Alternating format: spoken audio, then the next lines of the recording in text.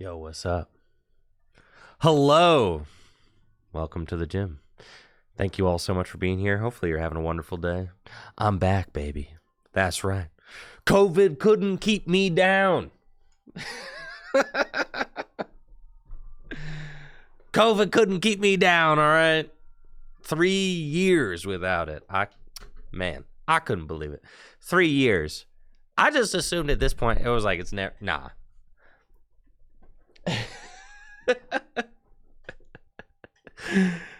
Yeah. You know, after 3 years, I hadn't gotten it. Natalie had never gotten it. Neither of us had gotten it.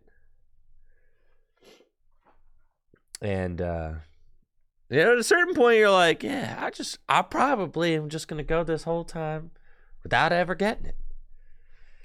Wrong. Well, yeah. I mean, honestly, it was super mild. It was super mild, which, like, apparently that's just kind of what the strains are these days, is that they're, like, pretty mild. Very contagious, pretty mild. And also, I got the original vaccine, which was, like, a 2-dose vaccine, and I got a booster. So, like, I'm 3 shots in, baby. Yeah. COVID ain't got nothing on me, bro. Thank you, Peter, for the sub and the 26 months. Yeah. So, like, yeah, I'm big chilling, honestly. I feel like a little short on breath. That's, like, the big kind of takeaway. A week out, I started experiencing symptoms. Wednesday, so I haven't streamed in... So today's Tuesday, and I haven't streamed since last Wednesday. Last Wednesday, after the stream...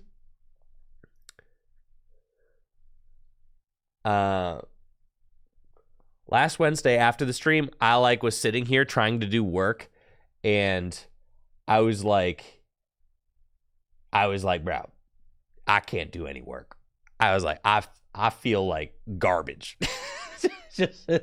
just sitting here staring at my computer, like, you know, my brain is like not wanting to function at all.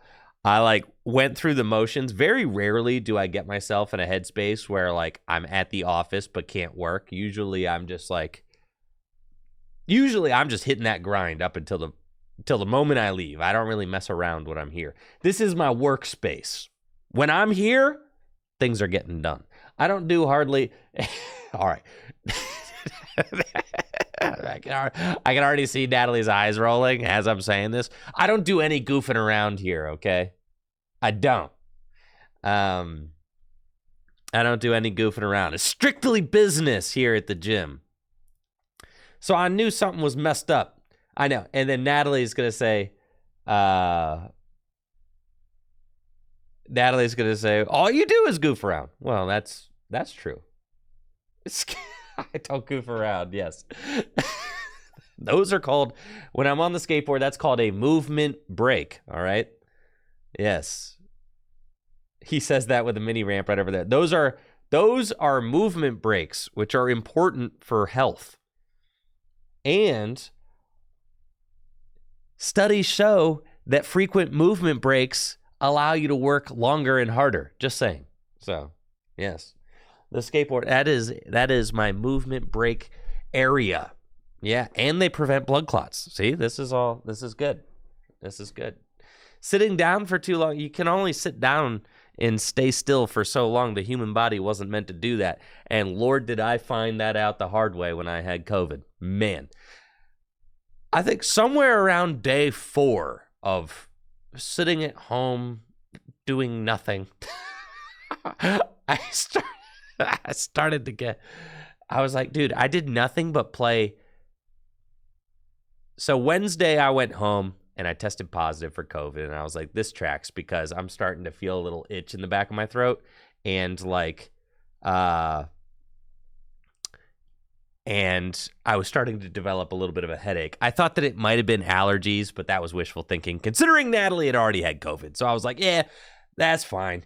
That's COVID. Okay. So then Wednesday night, went to bed. Thursday, woke up just like, it was like this really bad pressure headache behind my eyes. And that was like and my body felt like I had been kind of like tumbled around in a bag of rocks down a hill. That was kind of, I didn't even get a cough, really. I could probably, I want to say over the course of the last week, I've probably coughed less than 20 times. Yeah. Like, honestly, every once in a while, it was like I'd have to like clear some phlegm out of my throat, but I did not have a cough. Thank you, Acacia Strain, for the Prime sub. Yeah.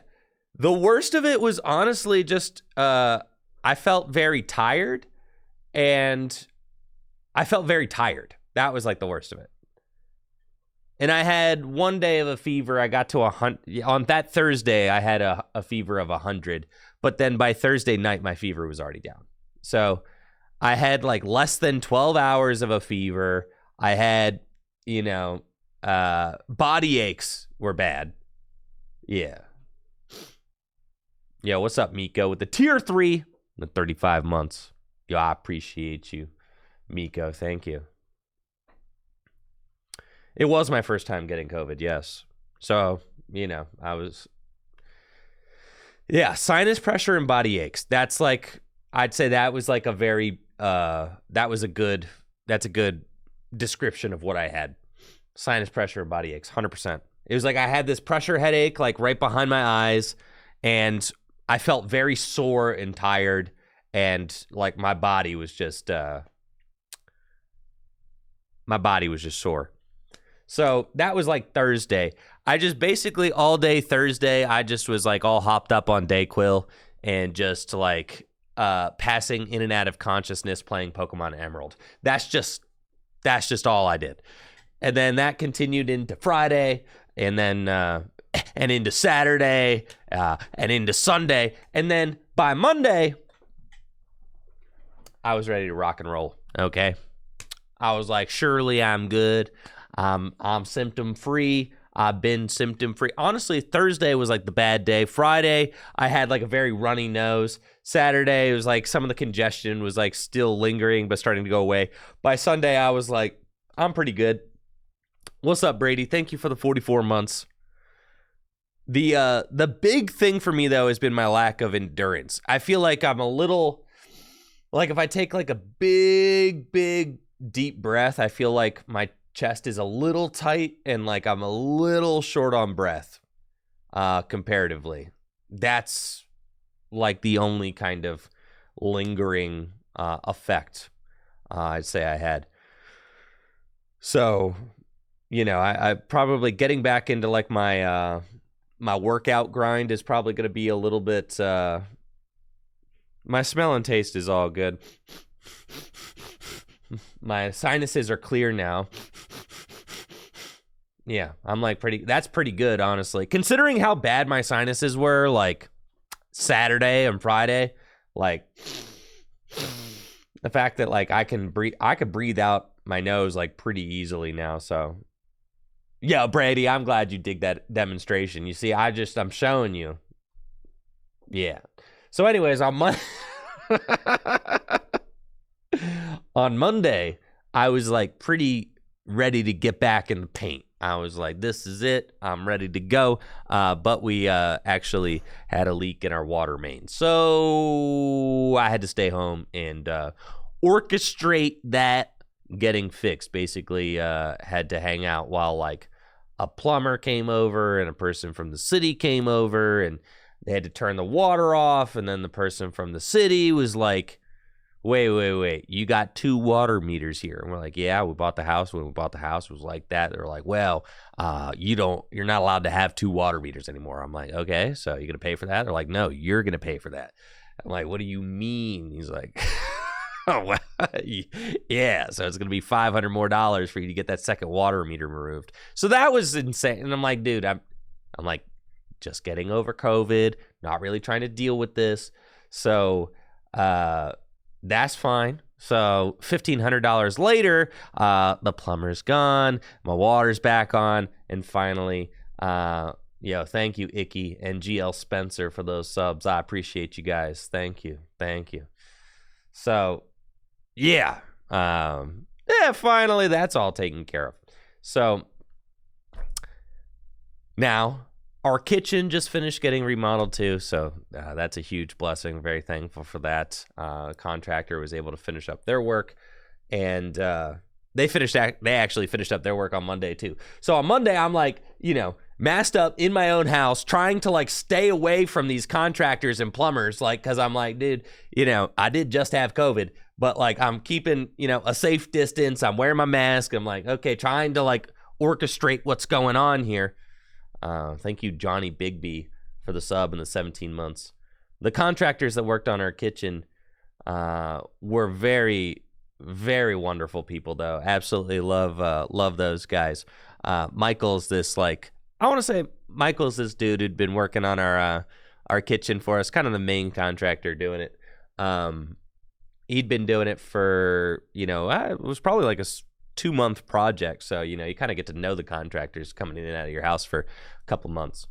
And, when we got COVID, he obviously took off, working on the project until we got a little bit better. And then we just kept our safe distance from him as he was finishing up, because there's only a few things left to finish up, by the time we got it. And poor Michael said, he had gone years without getting it as well. And then 6 months ago, attended it was like I want to say like a 40-year high school reunion or something, and got it. He and his wife got it. And he said 6 months later, he's still dealing with some brain fog, side effects from COVID, which, God, that sucks. Thank you so much, Manny, for those 5 gifties, 105 total gifts to the channel. Let's get some hype going for Manny and those 105 total gifted subs. Thank you guys all so much for the love as well. Icky, GL Spencer, Johnny Big B, and Manny New York. Thank you. Yeah, I mean, I'm really hoping that that I don't have any the long lingering effects of COVID. That's for sure. So things so far so good. After the plumbing debacle and everything finished up at my place yesterday, I came to the studio and I finished up a script that I was working on. I finally got to finish a script. I decided I'm going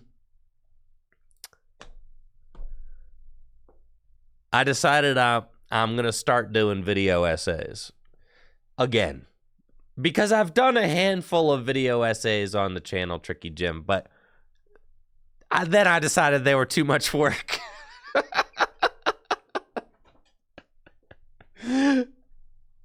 And the thing, looking back, I'm like, dang, bro, I hate those video essays. I could do them so much better now, right?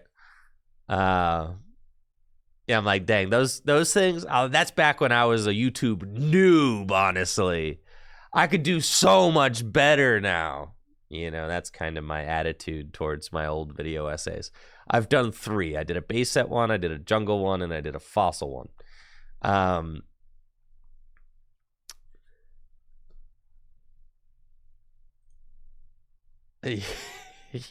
Yeah, the video essays are pretty sick. My delivery is so bad in them. I can't believe how bad my YouTube narration was then, but it's fine, It's all good. So, on the latest episode of Uncommon Energy, they talk about reordering cards. Yeah, that was a hot topic. Deck search, man, I forgot about, so much happened while I was gone. The deck search, Twitter convos, all that. Man, people talking on Twitter about what's the proper way to search your deck, and what's wasting too much time and what's not wasting too much time, and all that. Yeah, man, so much to talk about, honestly. Yeah, the main idea, the thing that thank you, Necro Namicam, for that Prime sub in the 2 months. Oh yeah, live giving out. Oh yeah. Let's there's just, oh no, my mouse, you're telling me I'm gone for a week and now I'm convinced this mouse, it doesn't do it for me. Something about it. I feel like sometimes it's just not, it's not cooperating. Let's go to the old profile. Okay. Man, Dragon Ball Z trading card game. You guys see this? Man, that client looks fire. Thank you, Big Raunchy, for the Prime sub. And thank you, Jonathan, for that Prime sub. Dang, man. You imagine? Can you imagine? All right, before I get into all this, real quick, I spent like a gazillion hours playing my Emerald Nuzlocke, so I'm gonna go ahead and wrap that timeline up before we get into other timelines, because there's so much to talk about. I haven't streamed in a week because of COVID, so yeah. All right. Check this out first. So we talk about, I've been working on my Emerald Nuzlocke for like, I probably have wiped a gazillion times. Okay. Probably like, in all seriousness though, I've probably wiped like at least a dozen times. Hold on, I'm going to fix it so you guys can see. All right. So for background, I don't really know Emerald that well, okay? Like at all. So this has been a big learning experience for me playing through, because I never played this generation as a kid. So I'm still kind of figuring things out on the fly. I'm training up for Tate and Liza right now. The level cap's 42, so I got to make sure I don't level over 42. But there's been a lot of heartbreakers, a lot of learning. And this is the first run that I have ever made it far enough to get a whole Swampert. So I'm very excited about that. Of the dozen runs that I have attempted, I've never got far enough to get a Swampert. I pretty much always lose to Norman, or like on my way to Norman. Norman was like my nemesis for the longest time. So yeah, this is my first post-Norman run, which is a big deal. Now, there's this who's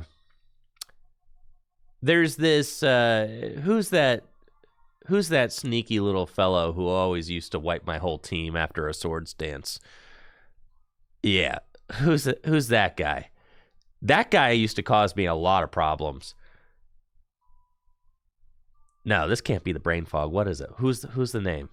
Zangoose. Oh, man. Man, dude, there was a Zangoose in Norman's gym. I'm telling you, it was the most killer Zangoose of all time, dude. This Zangoose sword stance one time, slash, every single one of my Pokemon was dead. So one of the biggest issues was that I couldn't really keep a fighting Pokemon alive to use against Norman's gym. And then this run was going really, really, really well. I had like a Swellow who died. I had a Makuhita who died. And then so like after I was raising the Makuhita and I was like ready for that to be like my answer to Norman. I did use the Master Ball on this Magikarp for sure. I love wasting the Master Ball. That's like one of my favorite things to do. So I had this Makuhita who I was training up to take on Norman, right? Because having a fighting Pokemon against the normal gym is really good. And then unfortunately my Makuhita died. So then one of my encounters was Machop. So then I was like really excited. I was like, cool, I can use this Machoke to help me take out Norman. So I was encountering a Slackoth. Like I said, I don't really know too much about Emerald. I don't like spoil the gym leaders or anything like that before I go ahead. Like I don't research what Pokemon they've got. I know that the level cap, that's like it. So I was training my every once in a while I'll ask Natalie a question. That's about the extent of the help I'm getting. I don't Google things. So I was training my Machoke and getting it ready to help me take out Norman's gym. And I used Karate Chop against a Slack Off. And little did I know, and this was like a level 32 Machoke. Like it was like at the level, or level 31 or whatever. It was like at the level cap. I was like ready to go. The Machoke was my game plan against Norman, right? And I'm just taking out and I use Karate Chop against the Slack Off, and it does like 98% damage.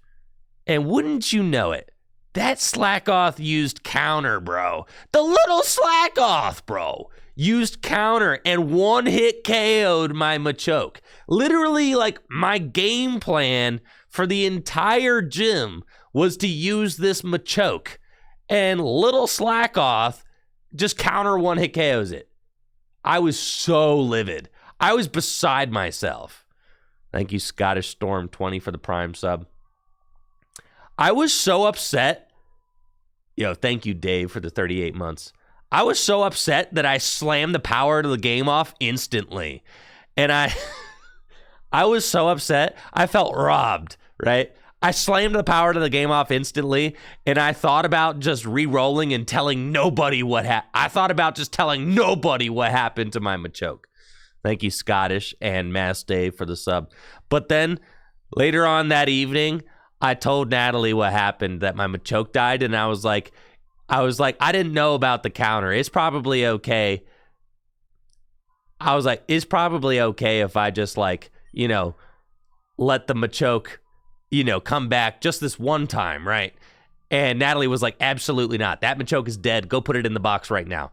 So I did. I put the Machoke in the box. And then I had to go back and completely reinvent the wheel, though, because my team was not prepared to take on Norman. So I had to raise up a bunch of dudes, like a whole bunch of dudes. So I went into the lab and I raised up. Man, I got Dustox back out of the box. Dustox was like level 20, and I was like, oh, I guess we'll see what Dustox can do. And then I also got my level 4 Poochyena. That I had never done anything with. I raised that dude all the way up, and was able to do it. But my poor Mighty Yenna did end up eating it. The dog had to die. Yeah, unfortunate. That was the only death at Norman. And then I made it past Norman, and it's been pretty much all gravy since then. I've been raising my Pokemon, trying to get them up to Tate and Liza levels. I caught a Pelipper. My Pelipper died to a Thunder. Did you know that these cast forms out here have Thunder, which is 4 times effective against my Pelipper? I had like a level 40 Pelipper. Man, dang, that was sad. So RIP to Pelipper.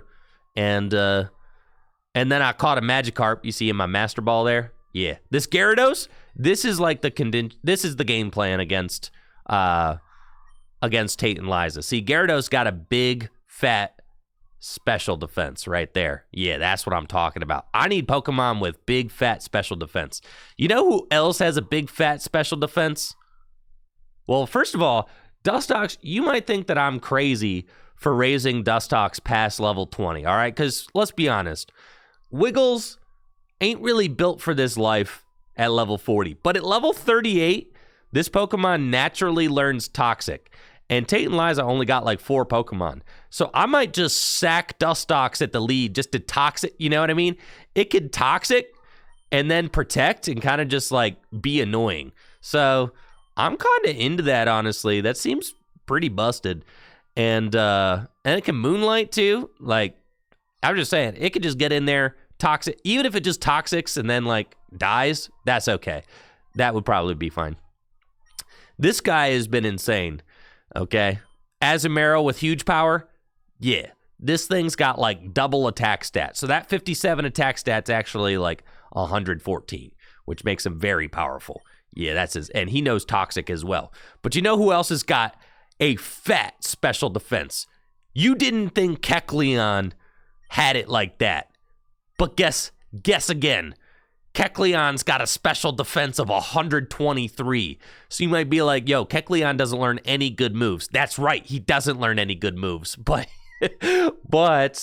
He also has a special defense stat of 123, which is pretty good, bro. It's pretty good. If you look up and down the squad, ain't nobody got a special defense stat of 123. So if anybody on the team is likely to be able to survive a stab psychic from any of Tate and Liza's goons, then it's probably Kecleon. And Kecleon also knows Screech. So Kecleon can kind of just get in there, survive a psychic or so, and just screech before it dies. That's like the main game plan so far. So I'm building up this strategy against Tate and Liza. Kecleon and Wiggles are kind of like, I'm just saying, Kecleon and Wiggles they might not make it out of Tate and Liza alive. They might be sacked. That's just part of it, you know? That's the circle of life. We might send out Wiggles to Toxic and then pretty much die. And then it's going to be, you know, Kecleon to Screech and then, you know, pretty much die. But that's fine, because once they get out there and do their thing, then hopefully my physical attackers can do, you know, some pretty serious damage. That's the game plan anyway. So, like Gary Gyarados. Yeah, this guy, you know, not great for Tate and Liza. Super weak to Psychic, but Crobat's just one of the best Pokemon that I got. So not gonna be great, but that's the game plan right now. I don't really know how it's gonna go. I don't have any great answers to Tate and Liza, so I think shenanigans are gonna be how I win, if I win at all. Crobat, like at the end, Crobat can come in with like maybe a wing attack because it's super fast. So if I need to do just a little bit of damage at the end, Crobat can do that. But I was really hoping that Mightyena wouldn't die. Then it did. So yeah, anyways, that's the run. I'm prepping for Tate and Liza. The level cap is 42. I'm almost there. And I'll update you guys on how that goes soon. So that is what I spent my COVID quarantine doing, basically.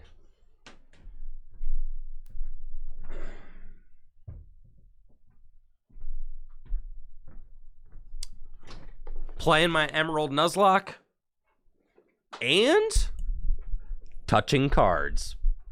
Just building old decks. I've been working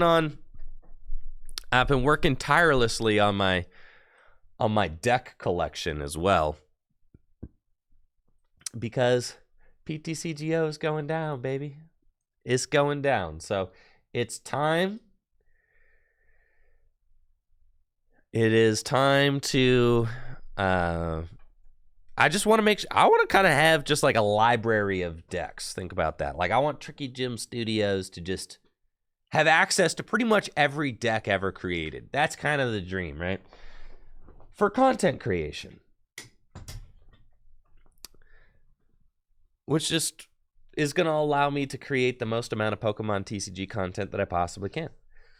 So that's kind of the goal. So I spent a good portion. If I wasn't playing Emerald, then I was working on my deck collection. Those are the two things that I spent the entire time doing. And then on Monday, I finished up my my first script for my return to video essays. And I decided I'm not going to worry about how often I release the video essays.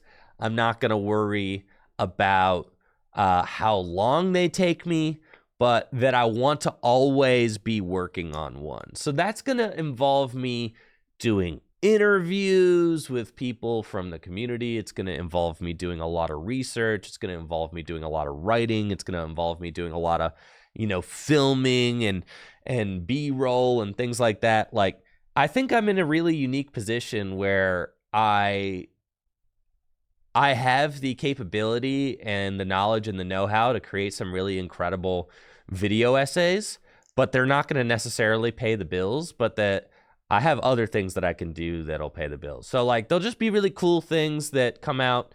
Maybe I release one video essay a month, something like that. And yeah, maybe a month to every 6 weeks or so. And that'll just be a fun thing that I'm kind of always working on. That's like kind of the idea. And there's not going to be any pressure on me to continue churning them out. So they're going to be a very quality over quantity kind of venture for me. That's the hope. And something that I can do with my video essays is that I can kind of tie them into some tabletop gameplay that I happen to be doing or producing. So if, say for instance, I have a video essay on Neo Genesis Cleffa coming out, which is the script that I just wrote, then I can do some base Neo gameplay on tabletop, which will help me get some B-roll footage and then it's like, but then I can also produce that tabletop content into tabletop content, and then I can pull some of it to use as B-roll for the video essay, and they can kind of be companion pieces that just kind of like, get released at similar times to help kind of build a story. Which is something that I want to think about more as I'm creating content, like story building, not just gameplay for gameplay's sake, but how do you build it into a narrative? How do you build it into a story to help paint a picture of what it means to be a Pokemon trading card game player? That's kind of the, Snorlax video essays are evergreen content. That's kind of what I'm thinking, right? I want to be able to like come back, and I think that's like the big push for me to move past like PTCGO and PTCG Live gameplay YouTube videos. Obviously, playing the digital game on stream is always just like good stream content. But like in 10 years, am I going to come back and like, are people going to come back and like be interested in or watch, like a PTCGO or a PTCG Live game plan, a gameplay video? Probably not. But they might watch, a point of interest video about like the history of the Pokemon trading card game and things like that. So I think, trying to think about the YouTube content in more of that kind of lens now is going to be probably how I'm thinking about things going forward.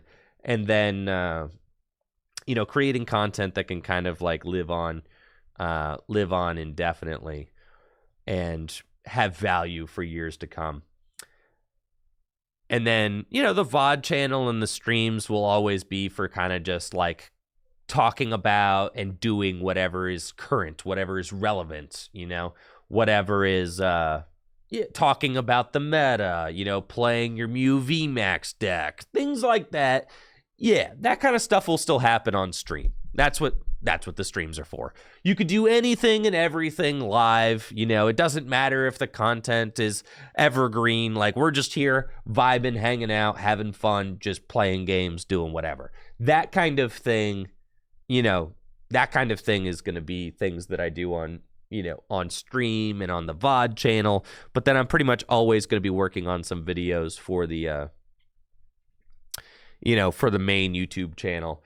But I'm not going to worry about how frequently they come out. I'm just going to worry about them being like peak quality, I think, I want them to be the best dang Pokemon trading card game videos on the internet. That's what I want them to be.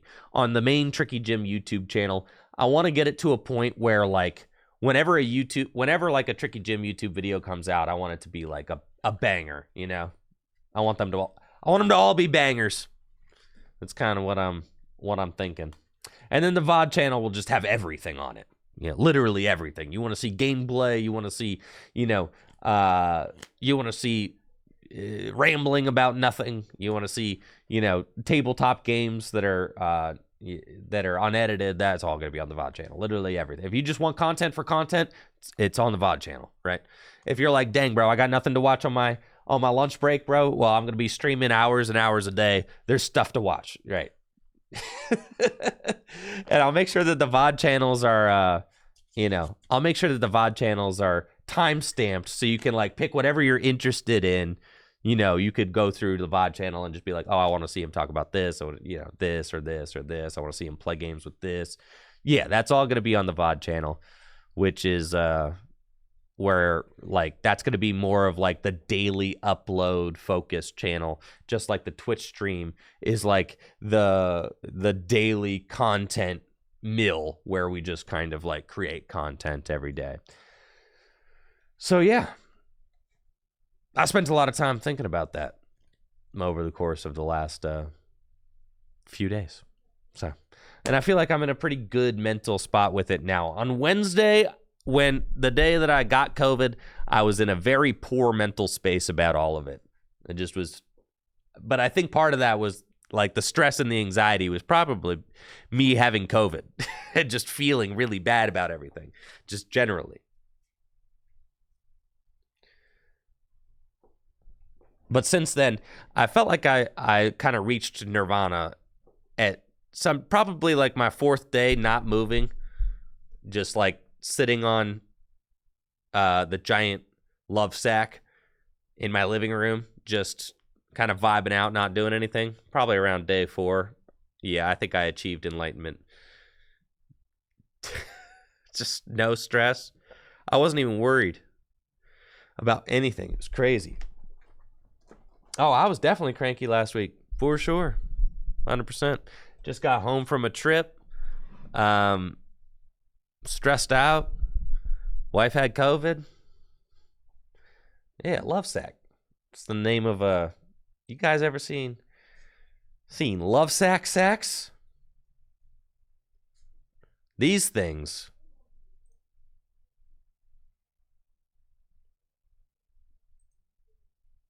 Now, this is kind of crazy. They make this new couch that you can draw chalk on. I don't know about all that.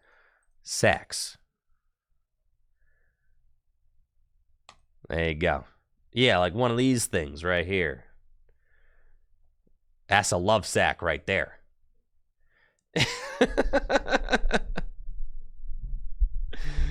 Yeah. The sack, bro. Anyways. Yeah. Love sacks are insane. Just saying. Highly recommend. If you got a corner or a space in your house and you're looking for a bougie beanbag, yeah, I'm just saying. They're bougie. I understand. 100%. They are bougie. The price will shock you, okay? But it is also the best piece of furniture in my house. So, and they have payment plans, you know? They do. So that was like, it was a Christmas gift for my wife one year that I got her. Was the, in the South, it's too hot. Well, they got different kinds of cover. They got different kinds of covers. Like this is a furry one. Ours is not a furry one. Ours is a quilted one. Yeah, let's see. You got all the different covers. It's memory foam. See, if you want the movie sack, that's a small one, 2 people. The super sack. Now, you might be looking at this and say, that's not bad. Brother, that is just the cost of the cover.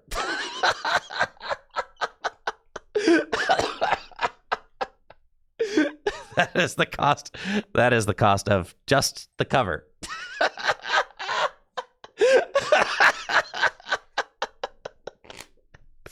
Yeah.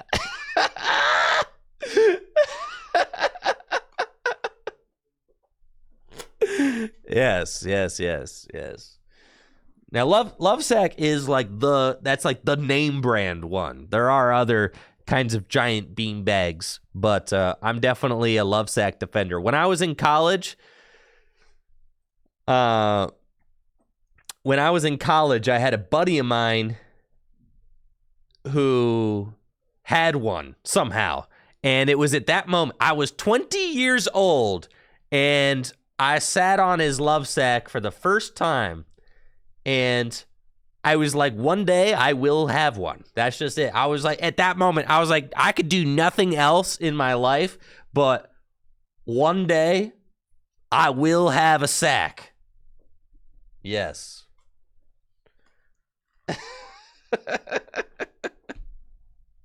It was at that moment I knew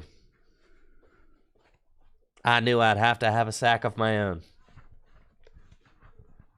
So, yes, that became a dream of mine, and then the dream was realized about a dozen years later. But they do have lifetime warranties on the sacks. So, like, that's the cool thing, is like you invest into the sack. I'm back on the love sack. All right. You invest in the sack takes care of you, all right? There you go. The sack, you invest in the sack, and then you can just replace the cover.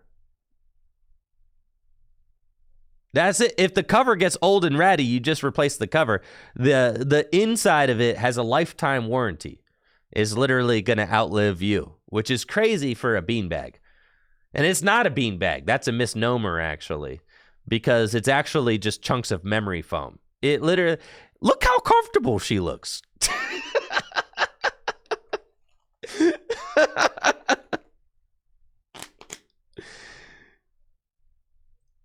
While we're here talking about love sack, I mean,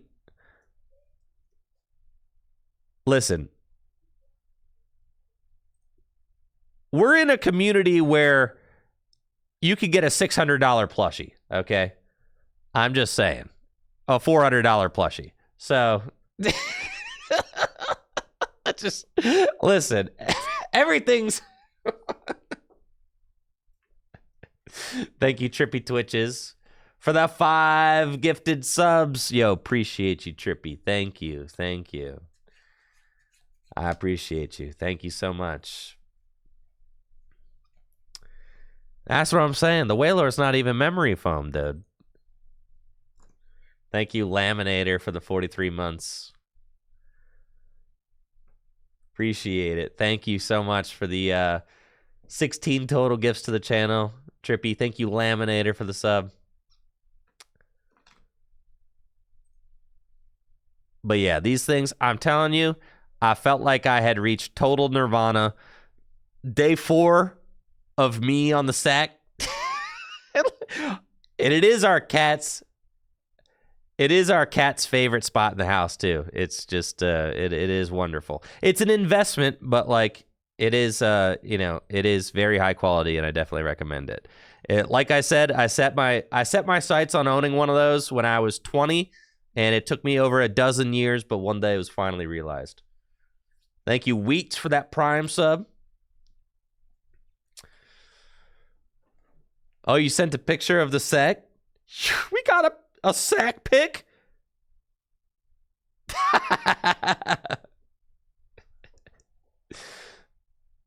All right, let's see.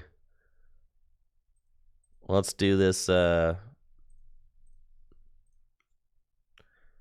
airdrop.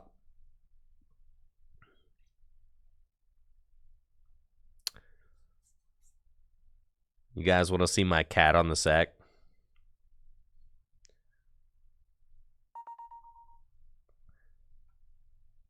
Ding, ding, ding, ding.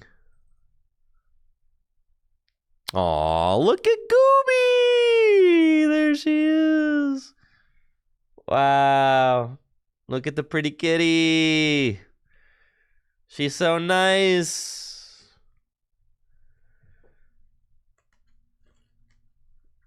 Yes, it's her favorite spot. It's right by the window. And like I said, so like we don't have one of the furry covers. We have a quilted cover. Yeah. Which is nice because it doesn't get too hot. That's something that I really like. Because I get like way too hot. Like almost all the time. So for me, the quilted cover is like the exact texture that I would prefer.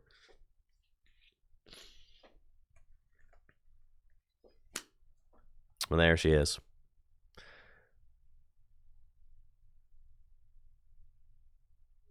Nice. Raven is becoming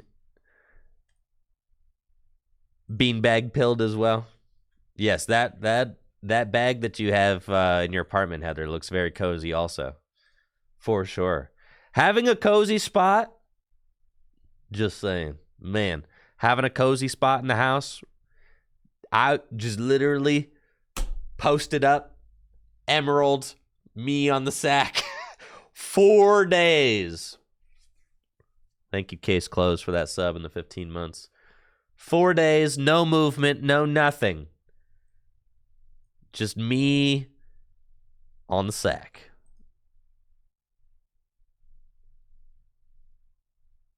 All right, cool. So what were we doing? Oh, yeah, we were looking at this stuff. Man! Wow, all the other trading card games. Tell me why trading card games that aren't even real get a good client. Thank you, Thank you, Case Closed, and thank you, Ear of Luigi. Man, tell me why fake trading card games like Dragon Ball even got a nice looking client, dude. That's so crazy. Like, look at that, man.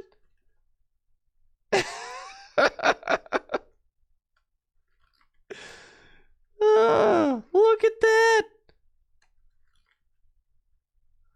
It's crazy, man. Imagine your Pokemon.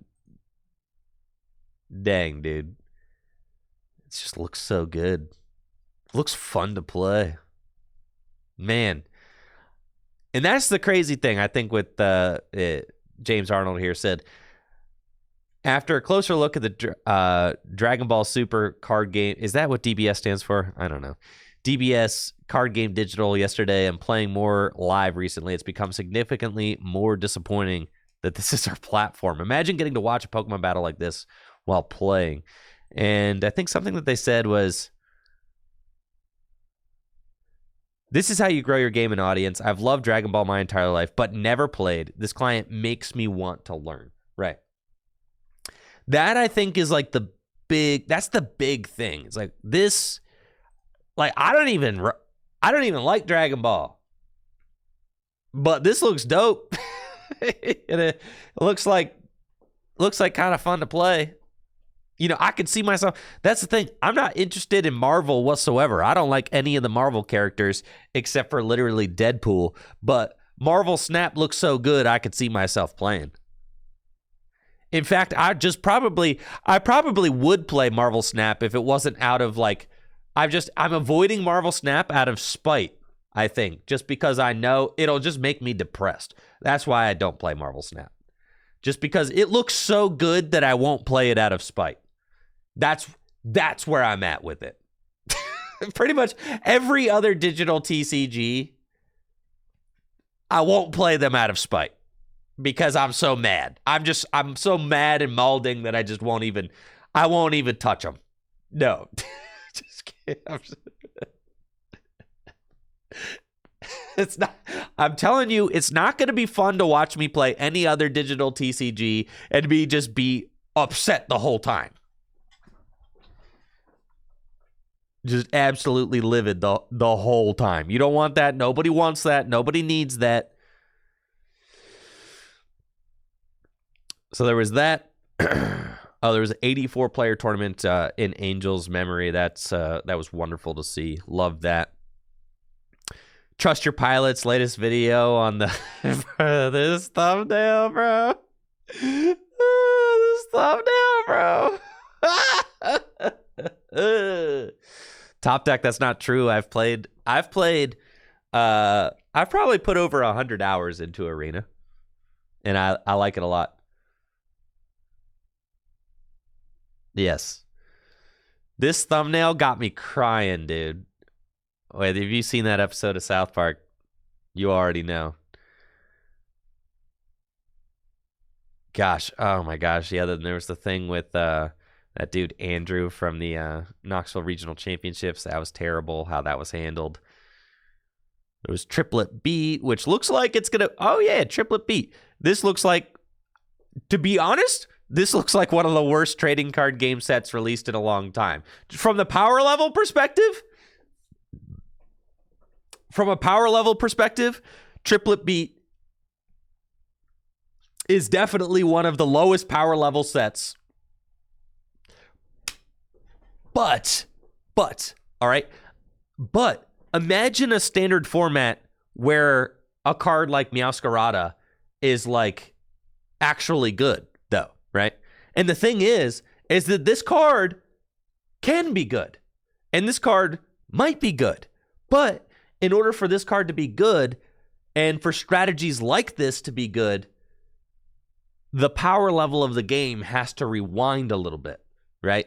Like, these cards have potential, but the power level of the game needs to be tweaked a little bit. The problem is all of the broken cards from the Sword and Shield block. That's the problem is that Sword and Shield is broken. So I'm very excited and encouraged at the design choices in Triplet Beat. I think there's some promising stuff here. I like it. I like what I see. So I think that Rebel Clash, Morris, do not talk trash on Rebel Clash. No. Absolutely not. I'm not going to take it. Hold on, I got to turn my space heater on.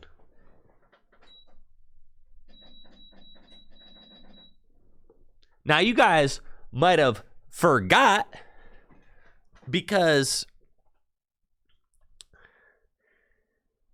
COVID happened right when Rebel Clash came out. Thank you, Slightly Shafe, for that Prime sub in the 14 months. Y'all might have forgotten, but Dragapult VMAX was the best deck in format when it came out. Yeah, Dragapult VMAX was literally like the BDIF. You guys want to see?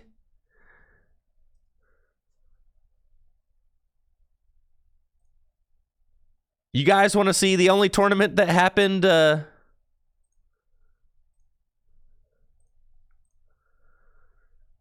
only tournament that happened.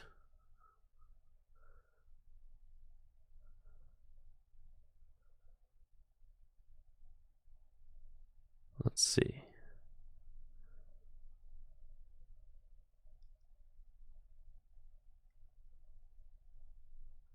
Where are they? May 20th. Players Cup kickoff. Here we go. This is like one of the Toward 1 with Dragapult. Right there. Boom. And look at that handsome man in second place. With Blacephalon. I'm just saying, Dragapult was that deck, bro. Okay. Dragapult was that deck. Rebel Clash. It also had Scoop Up Net in it,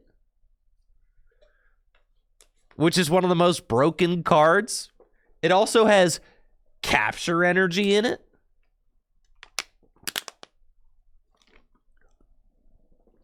Boss's Orders. Yeah, anybody who says that, I know I'm putting you on blast right now, Morris, but yeah, if you say that Rebel Clash was a stinky set, you're tripping. Now, Vivid Voltage, that's a bad set, 100%. Vivid Voltage was a dog set for sure. That set was garbo. But thank you, Morris. Yeah, I'm just saying there's too many good cards in this set. Scoop Up Net, Capture Energy, Boss's Orders, Dragapult VMAX was BDIF, but then like Pokemon got in this weird, space during the Sword and Shield block where every single set they released was the new BDIF. It was like Zacian, the new BDIF. Dragapult, the new BDIF. Eternatus, VMAX, the new BDIF. Rapid Strike Urshifu VMAX, the new BDIF. You know we need to beat that? Shadow Rider Calrex VMAX, the new BDIF. You know what's even better than that? Mew VMAX, the new BDIF. You know what's even better than that? Arceus V-Star, the new BDIF. You know what's even better than that? Palkia V-Star, BDIF. You know what's even better than that? Lugia V-Star. The new BDIF. Yeah, it was literally every single set, bro.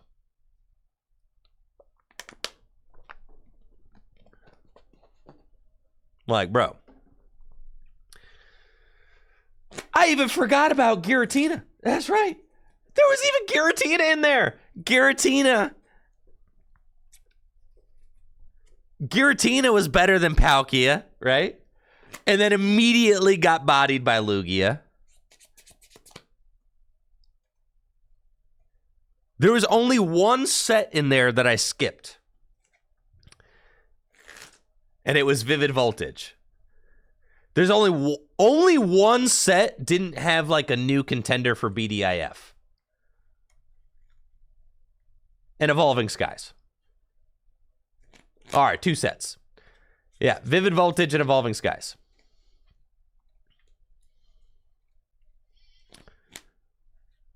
Yeah. Colossal. What set was Suicune from? Oh, Duraludon? All right.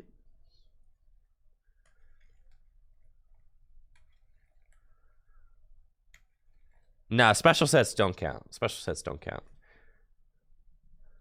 Chilling Rain had Shadow Rider in it.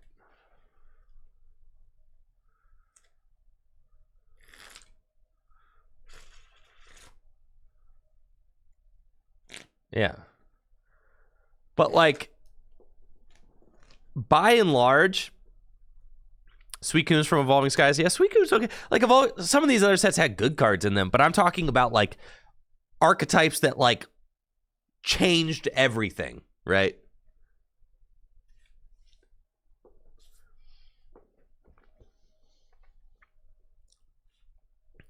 No, Shadow Rider was broken when it came out. When Shadow Rider came out, I remember saying that this is the most broken deck that I've ever seen in the history of the Pokemon TCG.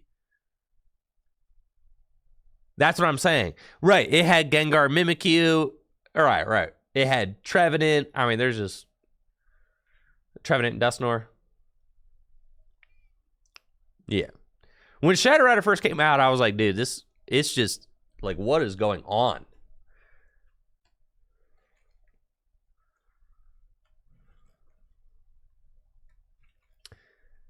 So, what I'm saying is, like, that was the Sword and Shield era was dominated by every set that came out had a new best deck in it.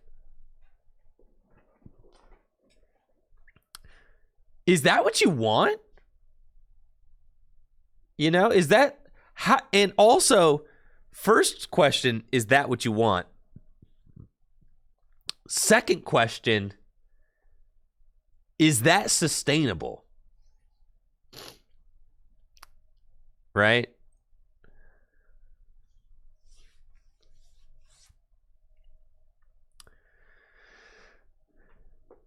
I don't think that it's what we as a player base want, and I don't think it's sustainable.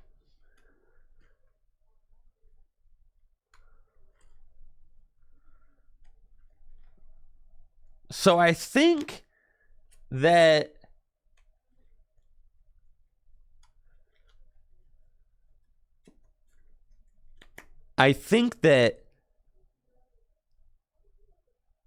from what I can tell so far, the design philosophy of the Scarlet and Violet sets, they seem to be not doing that, which is great. Well, Morse, if you ever, sometimes things have to get worse before they get better, right? Because what's the end game? If you print a deck that beats Lugia, Well, it's like the power level, you can't just keep doing that or else you're going to lose the plot. You know what I'm saying? You're going to lose the plot of the Pokemon TCG if you keep trying to print the next most broken card ever. So, things got really out of hand during the Sword and Shield era. But I think the Scarlet and Violet era is going to have to dial that back. And what's going to happen is that we're going to have the dominant cards of the Sword and Shield era. Those dominant cards are going to be dominant for years. And that's just the way it's going to be. It's going to take time and effort, 100%. But you got to look at it bigger picture than that. I'm going to do a poll in the chat. How long you been playing Pokemon cards? Okay. I'm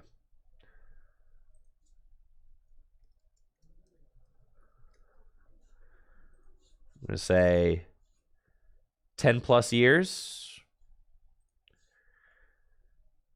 5+ years. And I'm playing, not just like, if you collected as a kid, okay, and then you didn't touch cards, and now you're getting back into it. Don't tell me you've been playing for 20 years. All right. Like, so I would define the time you've been playing as like, you could start the time that you've been playing and the time you built your first meta deck. That's your begin time. All right. Or else all of us would be like, oh, I've been playing 25 years. No, you haven't. All right. When did you build your first meta deck? Okay.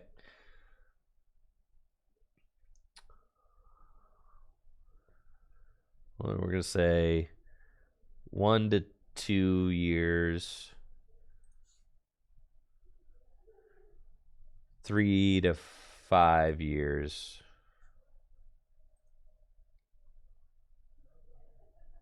5 to 10 years, 10 plus years, under 1 year. Okay. There we go.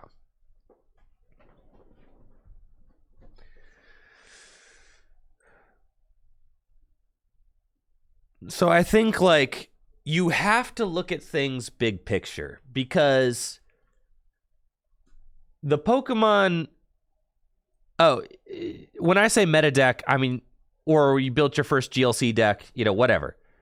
You built, from the time that you built a deck, you know, to play in some sort of, like, you know, established format with others.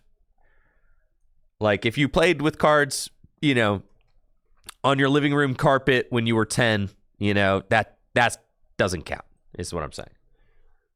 You know, when you started actually kind of putting decks together to play with others. So you gotta look... you gotta look at things big picture, because the Pokemon trading card game has been an evolving game for 25 years, right? And the game designers obviously want to take that another 25 years. So if it takes 2 years to fix a game to a point that's going to then get you to a point where you can make it another 20 years, then that's something you have to do. Thank you, Espresso, for the Prime sub in the 18 months. Now, fortunately, something that the Pokemon trading card game has that no other trading card game has is that they will be able to sell the cards no matter if the game is good or bad.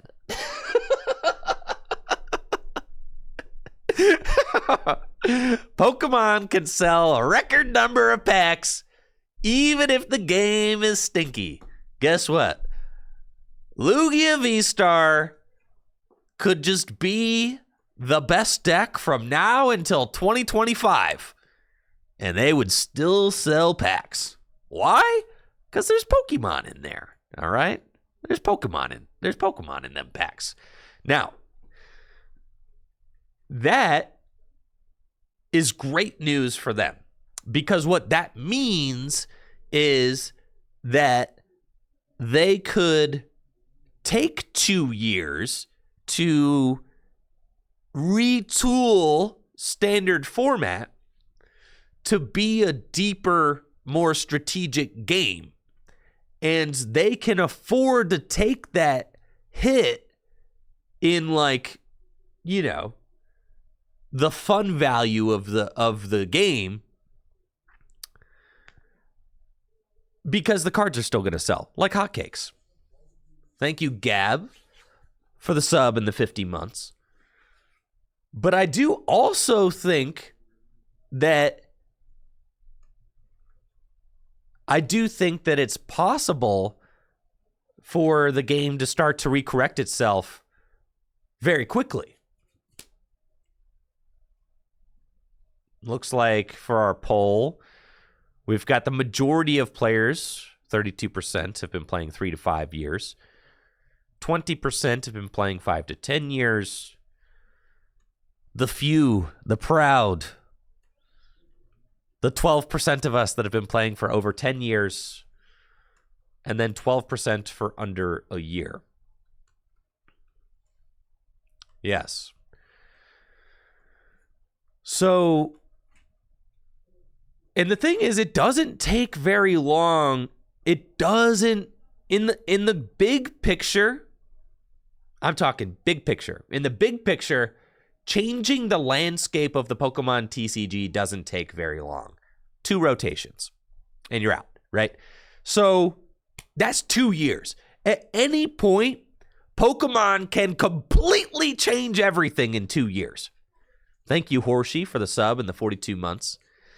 Now, the unfortunate thing is that Silver Tempest was released so recently.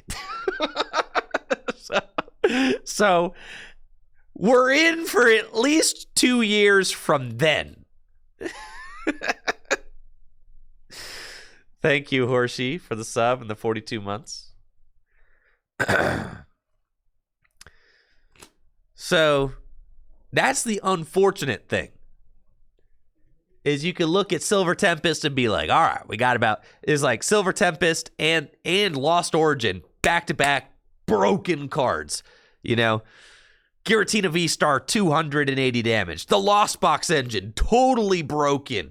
You know, Mirage Gate, totally broken. Lugia V-Star, totally broken. You've got at least 2 years until those cards rotate out. Now, 2 years, you know, for someone that's been playing 3 to 5 years, 2 years is a very significant portion of that time, right? Which, of course, is going to make you think, and it's going to make you feel like that is literally forever. Right? You're like that. I mean, that's like the whole time I've been playing.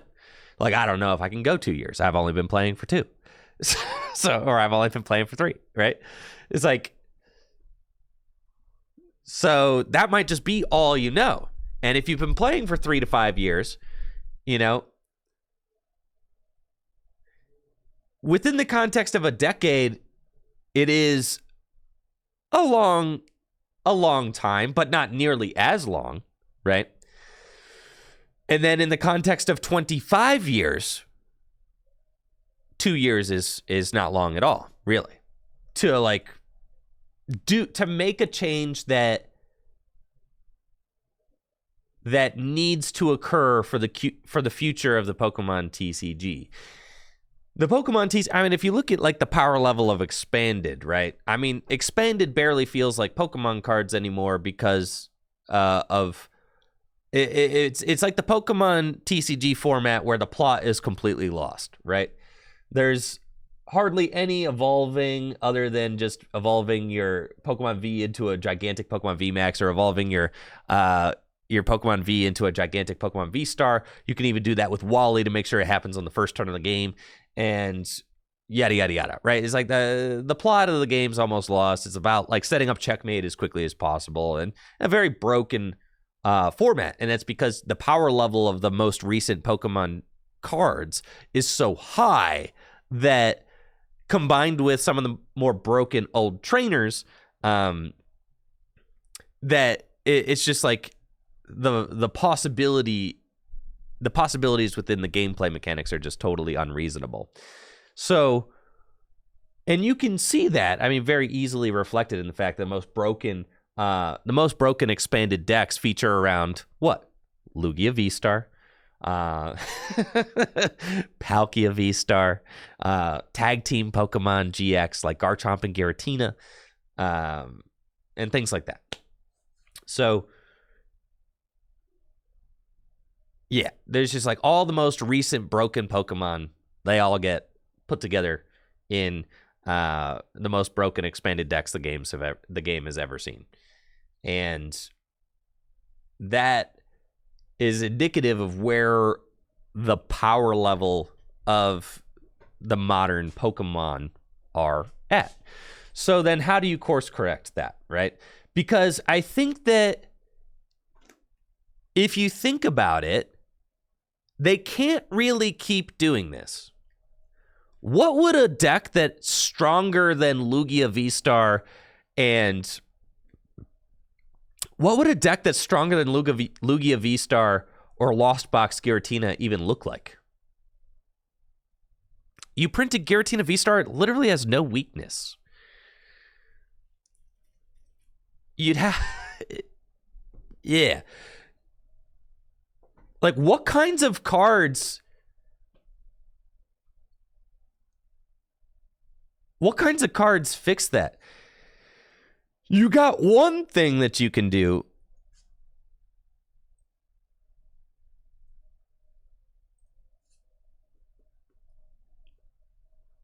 One kind of card that helps fix it when you accidentally when you accidentally print a card that's too strong. Cards like this help. Yeah. Cards like this do help. You know, and this card was printed in 2011. So, but a card like this only works specifically against, like, Giratina V-Star. But the reason why Giratina V-Star is so broken is because none of this matters, because they will just lost mine it. Right? It's like Giratina V-Star is the perfect storm, dude, because it doesn't even matter. They can attack with Giratina V-Star to do 280 damage.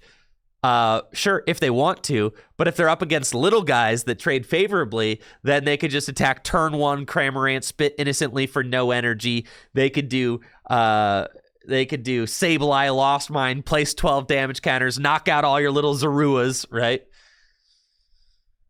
Yeah. For Lost Zone box, you need a Spiritomb type attack where it would be like for every card in the Lost Zone, put a damage counter on your opponent's Pokemon in any way you like. But it'd have to be more than that. It'd have to be. We're talking about. Yeah, so like a. Where is it? Which one are you? Which one is it? Why am I having...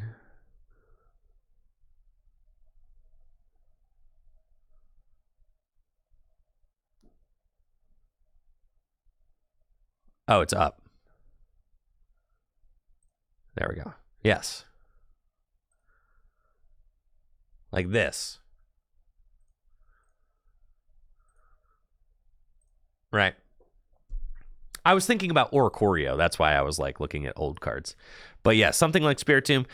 For each Pokemon in your opponent's discard pile, put one damage counter on your opponent's Pokemon in any way you like. If you place any damage counters in this way, your opponent shuffles all Pokemon from their discard pile into their deck. It'd have to be like For each card in your opponent's loss zone, put 3 damage counters on your opponent. It would literally have to be like that. Be like, for each card in your opponent's loss zone, put 3 damage counters on your opponent's Pokemon in any way you like. Yeah. It'd have to be like that. Right?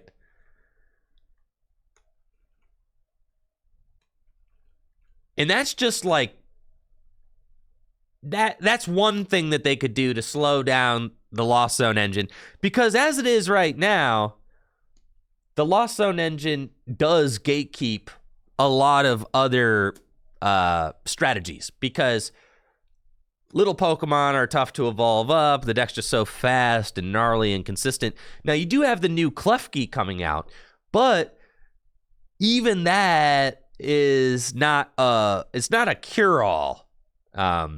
But it is something, though. It's like Klefki shows that they clearly are like, they're trying to slow it down a little bit. Klefki is a Band-Aid, right? It's like, we got a gaping wound, but it needs a little bit more than a Band-Aid. But thank you, Ice Hawk, for the Prime sub and the 7 months. Appreciate you. Thank you.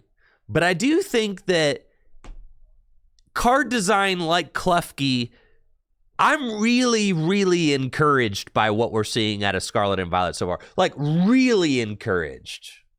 Yo, what's up, cheesy shroom? Thank you so much for the for hanging out. I appreciate you.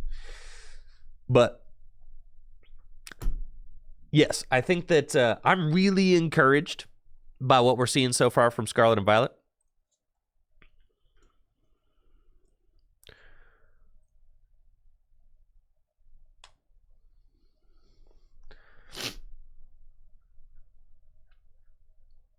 You know, we got the new set coming out very soon. We've got some strong basic Pokemon, but they're not. It's like, if you look at a card like Miraidon EX, this card is not more powerful than Zacian V, which was released 3 years ago. Yo, thank you, JD, for that gifted sub to Cheesy Shroom. Yo, appreciate it. Welcome to the club, Shroom. Welcome. I see the cheese. Sorry, it's a little bit of that. Yeah, leftover COVID. Getting it out of the system.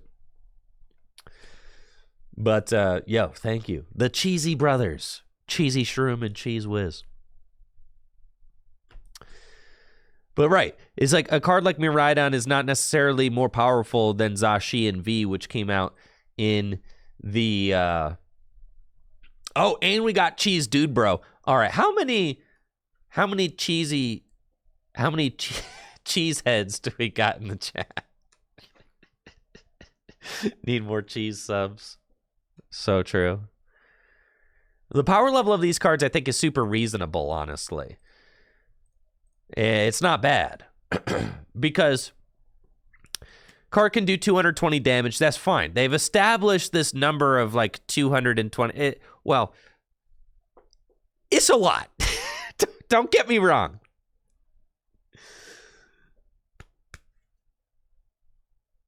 It's a lot of damage. But, yo, and thank you, Cheese Dude Bro, for that gifted sub. Appreciate you, Cheese Dude Bro. Thank you. The power level is not too far off of what Zacian V was.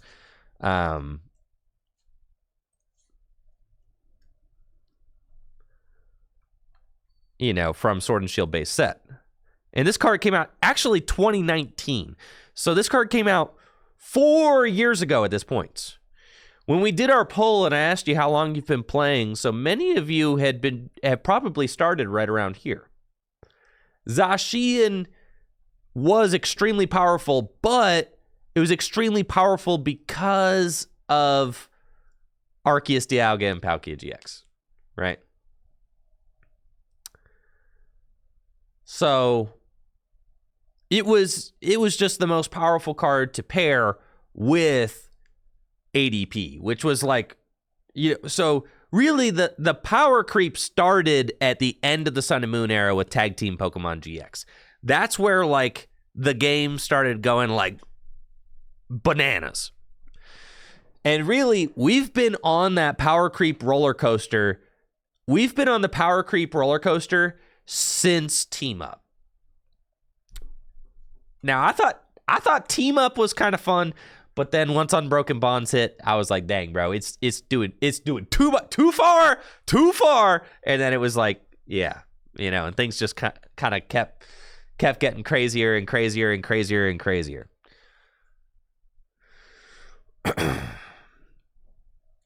So Zacian was kind of just indicative of like the state of the power level at that point 4 years ago. It was just like 230, has 220 hit points. This became the new normal, right? 4 years ago. A basic Pokemon should have 220 hit points and should do 230 damage, or it was bad, basically, you know? If a basic Pokemon couldn't keep up with Zacian, then it wasn't going to be good. That's basically, it kind of like, this card is power level defining at that point. So, to see a basic card like Miraidon EX in a similar kind of power space as Zacian from 4 years ago, 3 years ago or whatever, basically 3 years ago, 3.5 years ago, I don't know, bro, 3 to 4 years ago. To me, that's good. That's great. Because what we don't want is for this to be bigger, right? You can't go, don't go more, right? So 3 years ago, precisely. All right, 3 years ago. You don't want to go bigger than Zacian V and badder than that. So I think like, right, what if it had 250 hit points and did 250 damage for 3 energy? That would be bad, right? That would be really, really, really bad. We would not, that would be terrible. Right? That'd be terrible. Instead, it's got 220, it does 220, and there are some Pokemon you could set up to try and boost its damage to higher than 220. That's fine. That's typical Pokemon TCG stuff. There's always been damage buffs, okay? So that's just like, I really, really love the power level of Miraidon EX. I think that this is like a good, healthy space. I'm not saying that we need to go back to Pokemon having 180 hit points, but I do think that between 180 and like 220-ish for a basic Pokemon V that gives up 2 prizes is like, that's a good space to be in. I think that's okay. And that looks like that's where we're at, which to me is cool. You know, we got like the Stage 2 Pokemon EX. Now they have 340 hit points. And it's like, okay, they have to have 340 hit points because the VMAX Pokemon have 340 hit points, and they're even easier to get into play than Stage 2 Pokemon, so the Stage 2 Pokemon have to have as much HP. And what's crazy is, remember when I told you that, I think I said like Stage 2 Pokemon would have to have 300 hit points in order for them to be playable, right? And then, like, I wasn't really kidding, but I'm glad that they've kind of made the Stage 2 Pokemon just kind of in line with where the power level needs to be in order for them to be at least in the conversation of the Pokemon TCG. Like, here's a basic Pokemon 2 prize or 170 hit points. I think that's good. A basic 2 prize Pokemon having between like 170 and 220, that is like a good, healthy space for those cards to be. And the fact that they're not getting bigger is, I think that's fantastic. They're not getting bigger. They're not getting more broken. Looks like the Stage 1 Pokemon are living right around 260 hit points. They're not as big as the V-Stars. Keep that in mind. These guys are not as big as the Pokemon V-Stars, 280 hit points for, you know, some of them are, but not all of them. You know, you've got little, you know, Quagsire Whoever Poison Quagsire, I don't know what his name is. But then some of them are at 260 hit points. So, like, obviously these are meant to kind of, Clodsire, these are meant to kind of compete with your modern Pokemon V-Stars, which are like the most dominant cards in the Pokemon TCG right now because they're all incredibly broken. So, in order to like reset the power level, you're just going to have to kind of have some non-game breaking sets. That's what, every time a set comes out, I don't want to see a new Lugia V-Star, okay? I don't want to see oh yeah, Gyarados EX has 300 HP. Dang, that's crazy. You're right. I forgot about that. That dude got like 300 HP, don't he? Holy moly. Okay. Well, he got 300. It's true. It's true.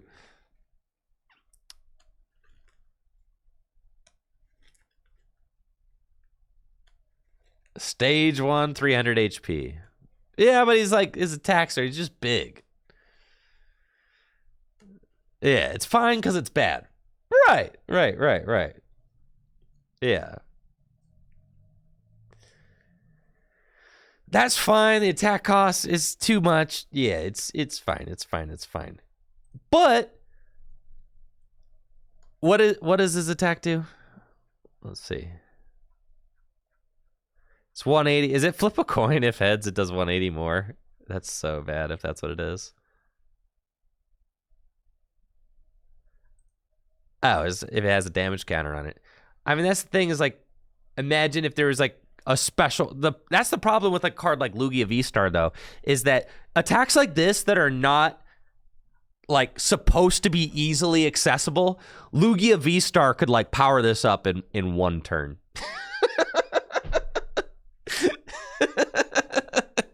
Right?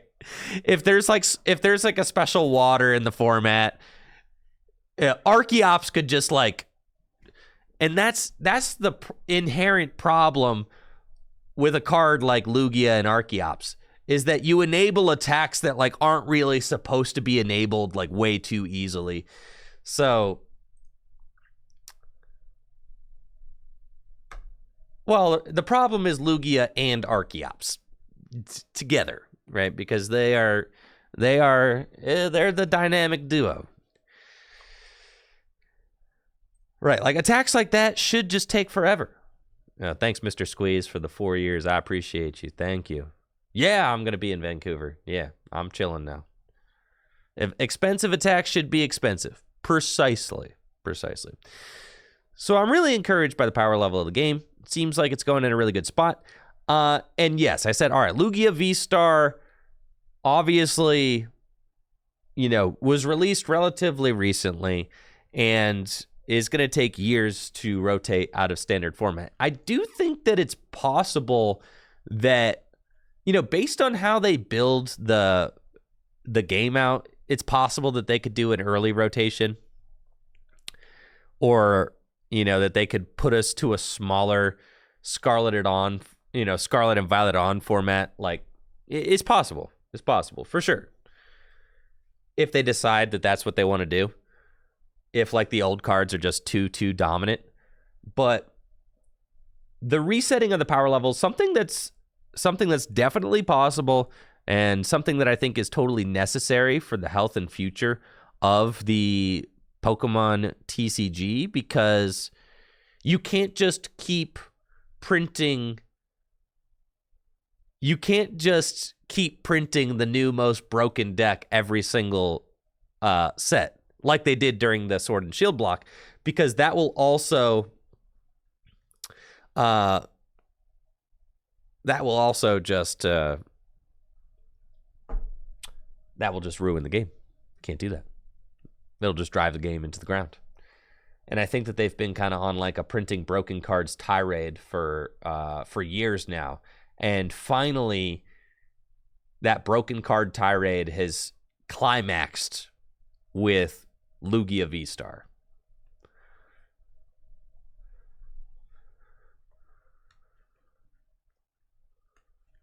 But I think that Scarlet and Violet it shows that there's like a very conscious effort to dial it in. That's what we're seeing. A very conscious effort to dial it in, to focus on evolving, right? So, and that's what's got me the most excited, is that we're going to have basic Pokemon, Stage 1 Pokemon, and Stage 2 Pokemon all relevant at the same time. And we could even have single prize decks and multi-prize decks.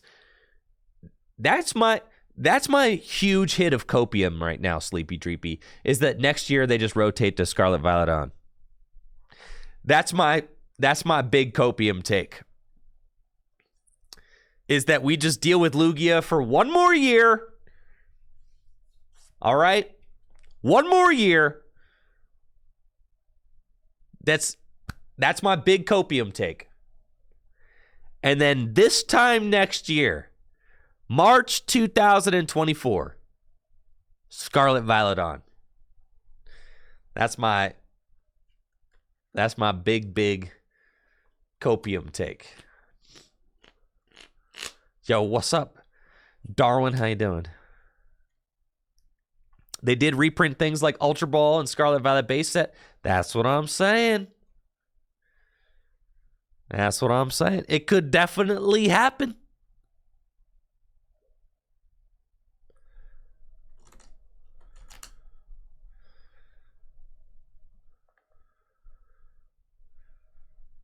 Shouldn't cards be in a format 2 years before they rotate? I don't know. Is that a law written somewhere? Pokemon, they just make up things as they go. There's no rules. They make up the rules. They can do whatever they want. Yeah, they can do whatever they please. Yeah, they are the rules, right? They could do whatever they desire. So,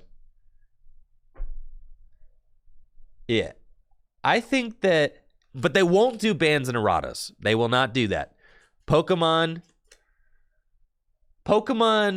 for the most part, in the over 10 years that I've been playing, there's been one errata, like one major game-changing errata. They changed Pokemon Catcher, which was nuts. They changed Pokemon Catcher from an automatic... You guys know that Boss's Orders used to be an item card? What? They do. Pokemon hates banning, and they hate erratas. Yes. If you guys thought Boss's Orders was broken, let me tell you about the olden Pokemon Catcher. Yeah, back in the day. Since Black and White, that was just... Yeah, bro. You used to just... And Trump Card. Trump Card was the... So this was like the big errata in the last decade, and Trump Card was the big ban of the last decade. Yes.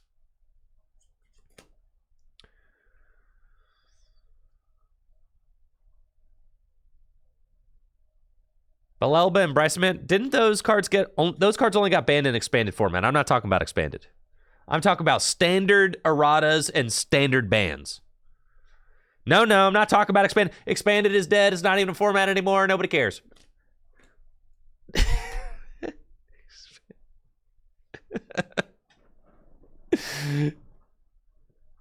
It was standard?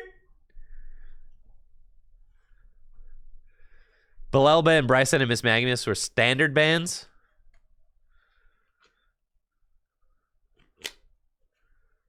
It was banned in standard? All right, Balelba got banned in standard. All right, okay. I forgot about that. They were like weird standard bans, though. Because they got banned without, like, deserving it. I remember, that was like the weirdest bans ever, though. Because they were just random. They were, like, random.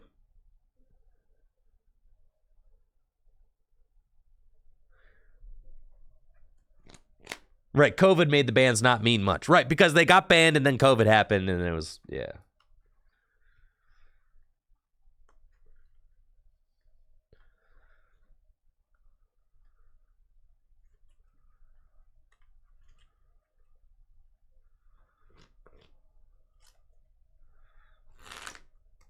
But, all right.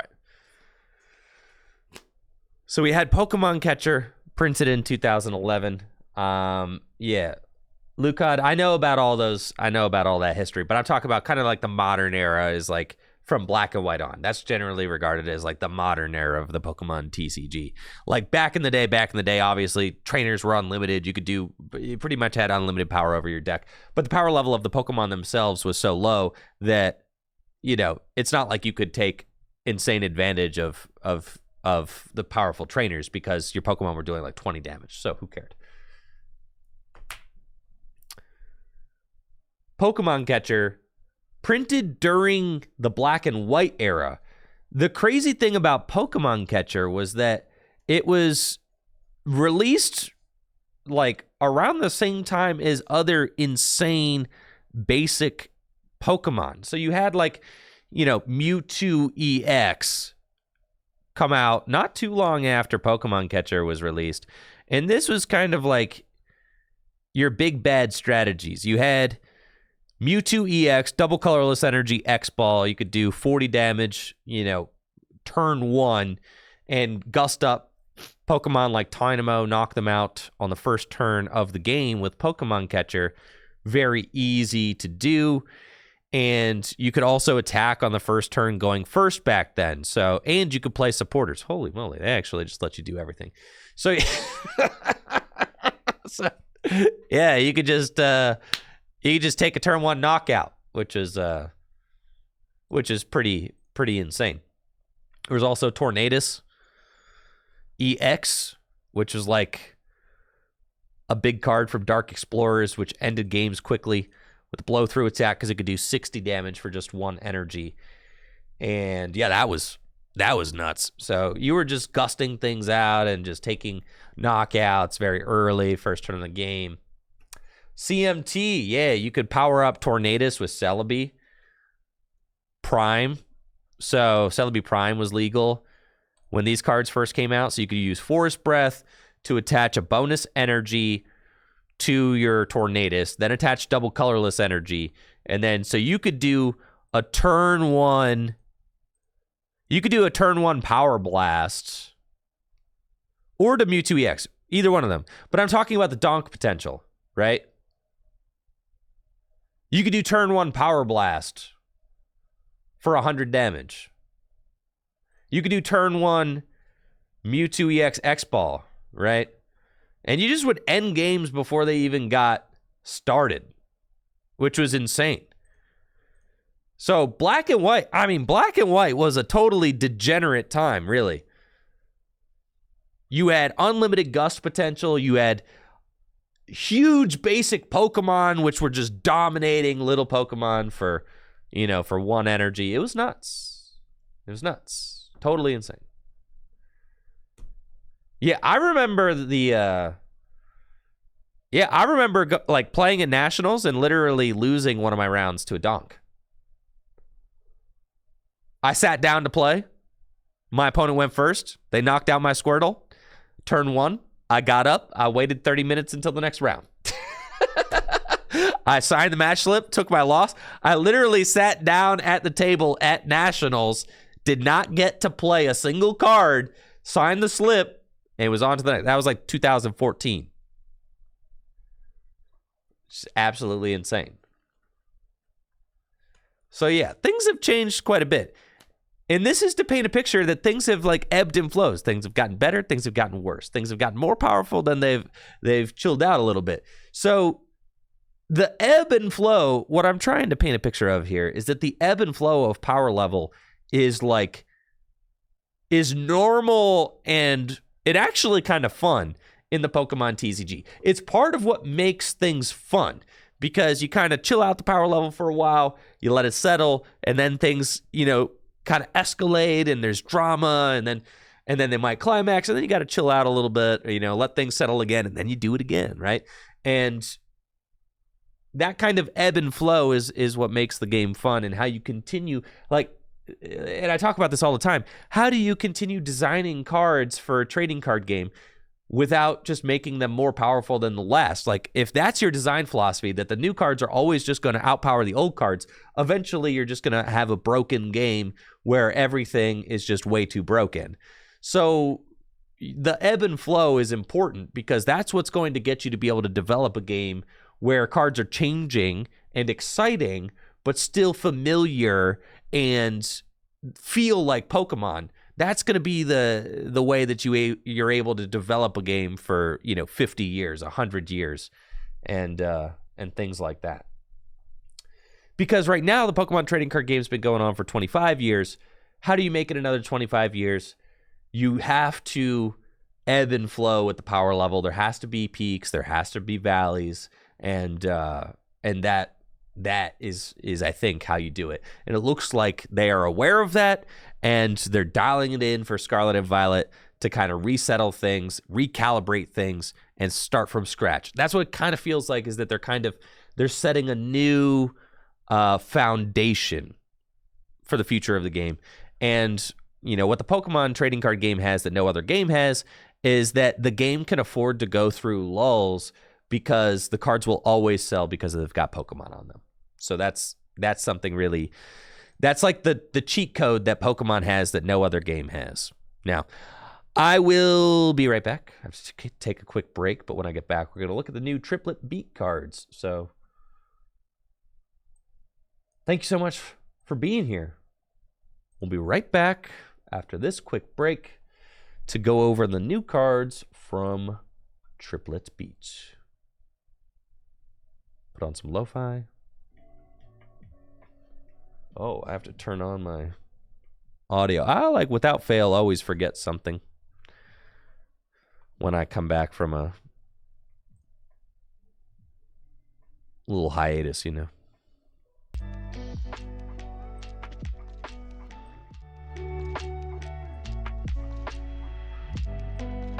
do that.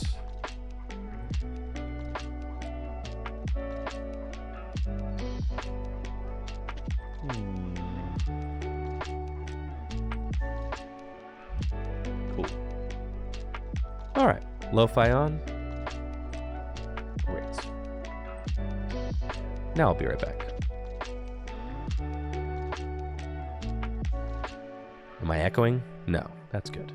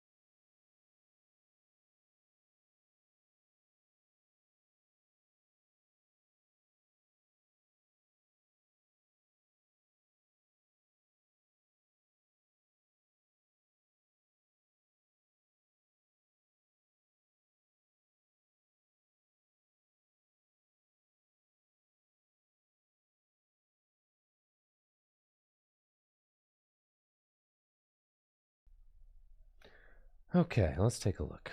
Where did my stuff go? Huh? I had it like pulled up, didn't I?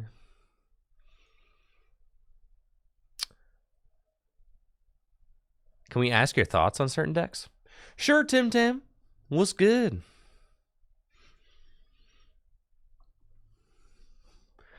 Thank you, Gadget Badger, for the sub and the 27 months. Where did my...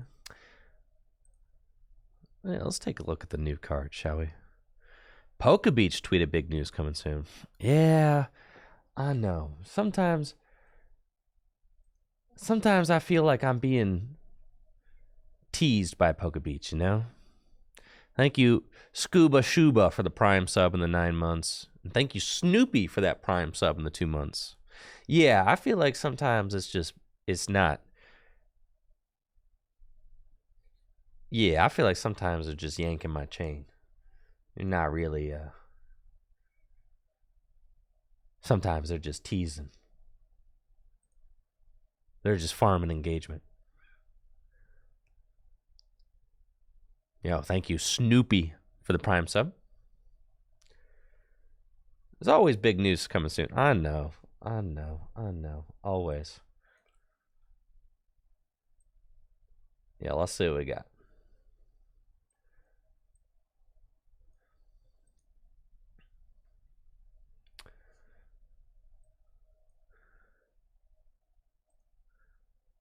Yo, we got some secret rares? Let's go, dude. This is sick. I got like 6 boxes of this set coming, so I'm amped. All right, what angle are we looking at this Meowscarada here? Okay. So this is an arm, this is an arm, this is a tail. Okay. All right. I got it. I'm saying. This is a pretty card. It's nice. I love that the tree is framing the card. It's very beautifully framed. The tree kind of frames the Meowscarada. Thank you, Pokemon, for the 45 bits. What happened to the big project I'm working on? Well, still waiting to hear more about it. That's what we are. We're still waiting. Kooky Saitu. I got to, is Saitu? Saitu. I got to meet them at a regional championship when they were signing cards pre-pandemic. So that was awesome. Do love their work. That's cute. Okay. That's cute. You've got a little guy in the flower pot. You've got the medium guy hanging out in the tree, and then you've got the big guy way up in the tree. That's pretty sick. And you got a little Fuecoco in the shopping cart. I mean, my goodness, they really are just doing an absolutely insane job developing these cards. I mean, it's insane. It's absolutely nuts. These cards are gorgeous. They're gorgeous. The artworks, they tell a story.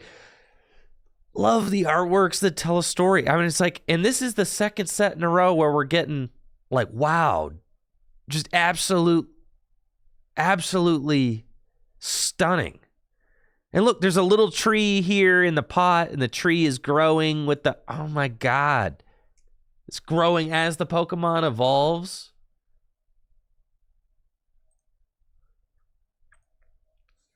It's all so good. You got a little Fuecoco in the shopping cart, and then getting a little rowdy, you know, those teenage years. And then look at Skelleridge holding all the groceries. So helpful. My goodness. That's just incredible. I also love the fact that artists are getting opportunities.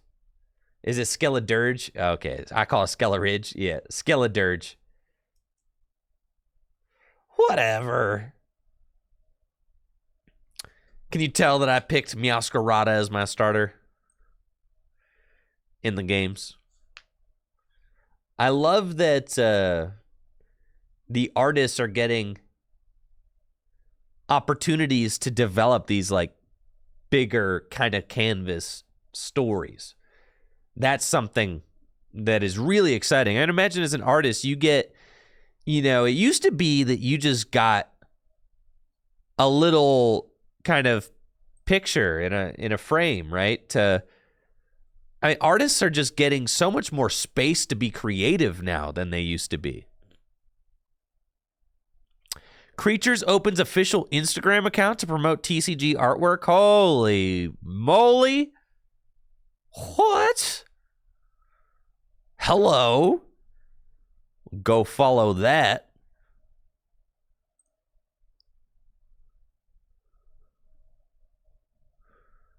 Yes, please. I'll look that up when I Pokeka Arts Life.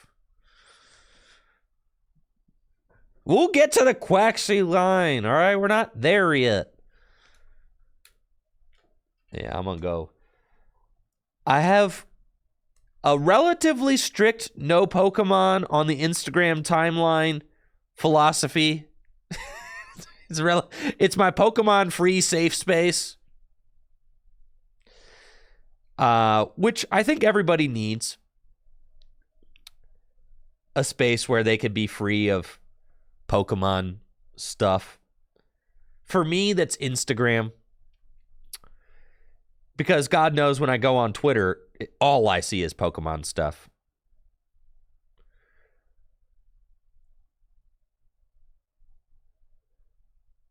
So for me, Instagram is just skateboarding and tattoos. That's just all. That's all I see on Instagram. Pretty much just skateboarding. That's all I want to see. When I go onto Instagram, all I want to see is gnarly tricks. That's pretty much it. Just show me skateboarding tricks. That's it. I want to see. That's it. No drama, no beef, just skating. I know, Sticks. I know. I know all that. I know. I saw. Believe me, I know. Enjoy's dead. I get it. So that's what Instagram is for me, but this is official Pokemon creatures, whatever. So, and it's art. I guess I'll allow it because it's art focused. So that's pretty sick. But if you think about it, artists kind of used to be confined to just a little window for the most part, but now artists are getting bigger and bigger canvases to be able to express their creativity in the Pokemon community. So that's just fantastic. It's incredible. I love that. And the results are absolutely stunning. I mean, Pokemon is at the peak of their game as far as the card design goes. These cards look immaculate. Every time they print a set, it's like, dude, every single set is packed with beautiful cards. Like, what the heck, dude? And that's what I said. Like, at a certain point, they can afford to reset the power level of the Pokemon TCG because these suckers are still going to sell. It doesn't matter. These cards are so dope. The cards are so sick. It doesn't matter. It doesn't matter. All right, and we'll look at Quaxley. Quaxley hanging out in the bathroom, doing a pose.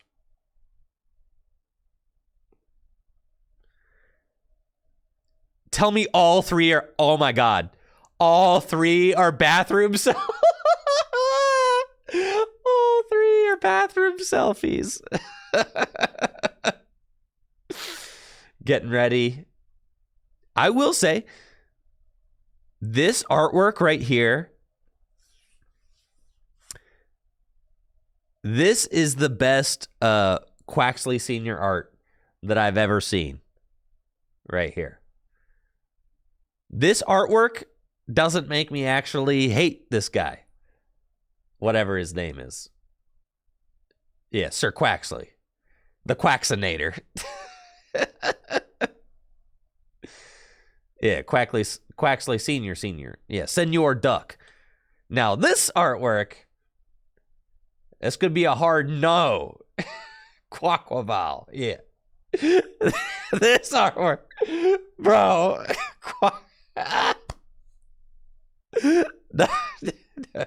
This artwork embodies everything that I hate about Quaquaval. All right. This artwork, that's sick. Now, that's a handsome duck right there. Yeah, this...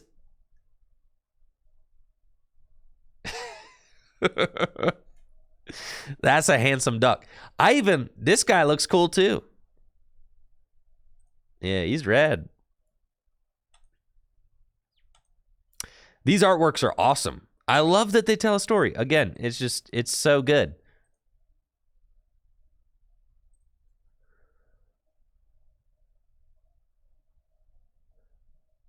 It's crazy, like, if you look in the background, I mean, you just look at the attention to detail here. The cabinet's open. There's, like, more stuff in the foreground. The environment's changing, too. It's really, really something. It's cool. Just absolutely gorgeous. There's so much to discover in these pieces. It's insane. Wow. Yeah. That's just absolutely incredible. I mean, look at that. It's like you would think that they can't keep getting away with this, but somehow they do. How do they keep making cards that look this good? How? I thought for surely with the Gardevoir line, I was like, oh, the Gardevoir, well, it can't get much better than the Gardevoir. And now we got 3 that are all on par with the Gardevoir. Yeah. It's crazy. And I love that we're getting full line. Like this, the full line treatment. This is what's up. Because that makes me just, I have to collect the whole line. Like, you can't like just get the Skeledirge. Like, you also are going to need, Sombrero guy, and you're also going to need Fuecoco. You're going to, like, you got to get all 3. You can't just get the one. Oh, yeah. An older Sun and Moon set? Sure. Like, look at,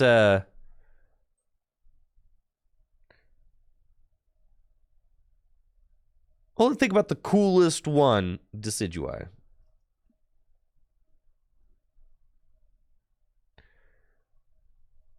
Decidueye GX was pretty sick, but honestly, this is just a 5-band graphic. Like, we just didn't get... This is like one of the pieces that I'd say is actually like a pretty solid defense of 5-band. Like, that's not bad at all. That's a pretty nice looking card. But there was no, like, this was your secret rare, though. It was just actually an uglier version. I mean, look at how much they've upped the game. Like, this was your regular art. This was your secret rare. Now, this is your secret rare. It's rainbow rares are gone. Now you've got a gorgeous piece of art as your secret rare. Like I said, I mean, the game is just, the cards are reaching an unprecedented level of incredible art. It's mind-boggling. I still don't love the full arts, but it's cool. Yeah, I'd say you 5-band. And you know what? Here's the deal. I don't hate 5-band. I think 5-band does a fine job. If they got to hire 5-band to just do like the regular arts so that they can afford to hire, an artist to do these, then cool. I'm 100% on board. I think that that's like a wonderful solution. You hire 5-band to do all the regular arts. Hire your, and then let your artists go crazy with the secret rares. Just let them go absolutely bananas. Give them the whole card. Give them the whole line. Let them do that.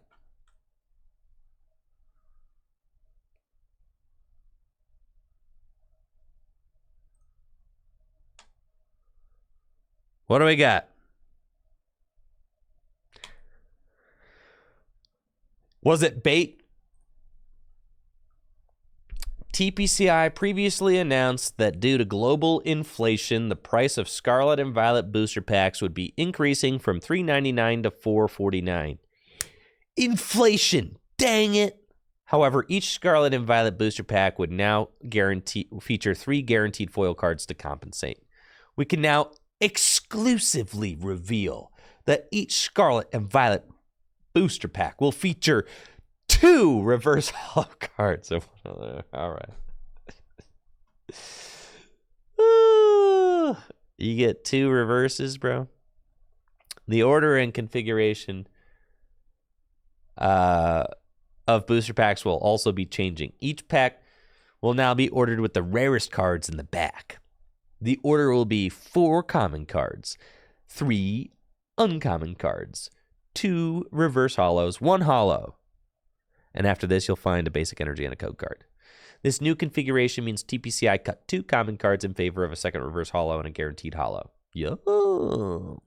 If you pull either an illustration rare or a special illustration rare, both of which are secret rares, they will take the place of the second reverse hollow slot. They will have a single and double gold colored stars, respectively. Yo, what?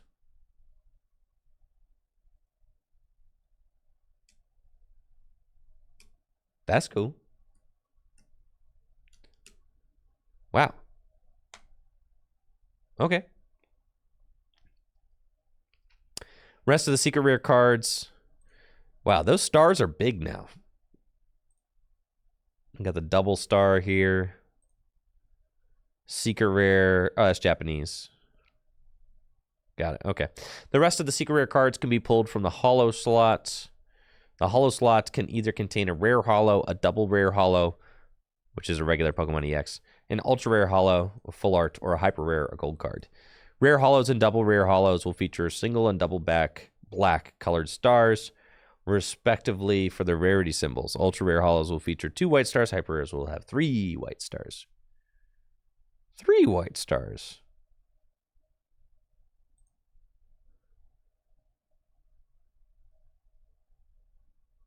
Whose thumbnail is that?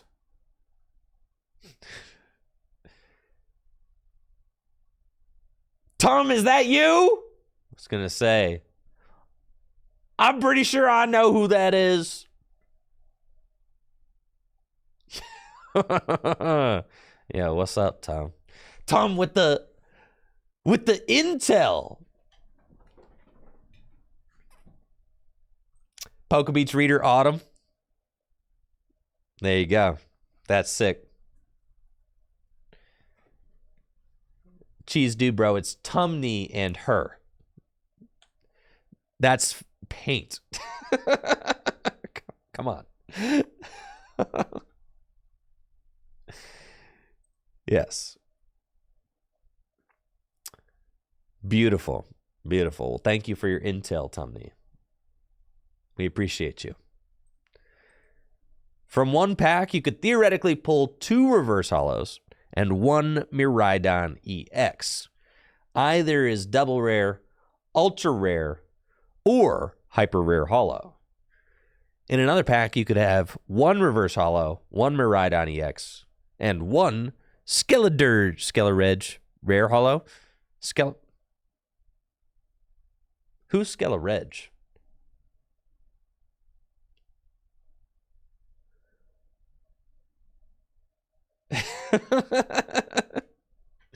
Y'all ever heard of Skeledirge?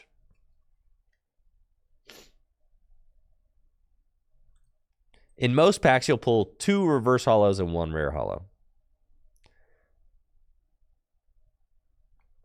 For fans, this new order increases the suspense as you reach the rarest cards at the end of your booster pack.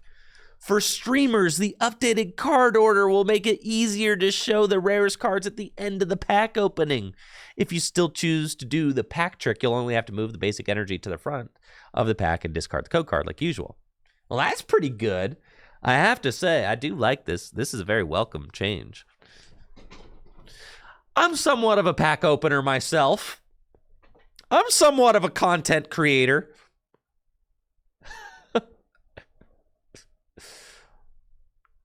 Yeah, I'm somewhat of a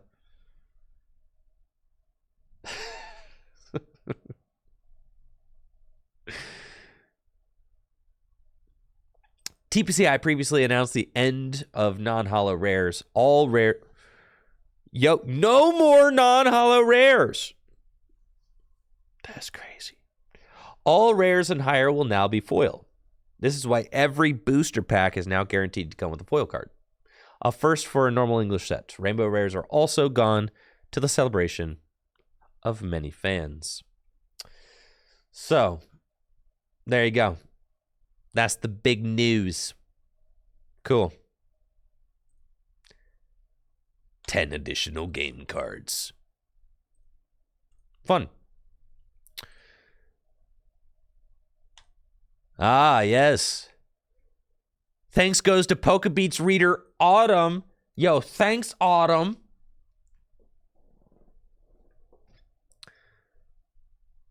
On the... That's true. The card's on the... Wow, look how famous she is.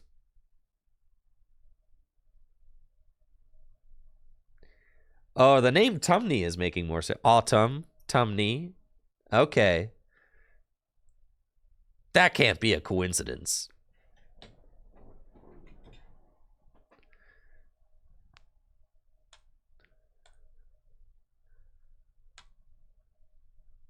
Very cool.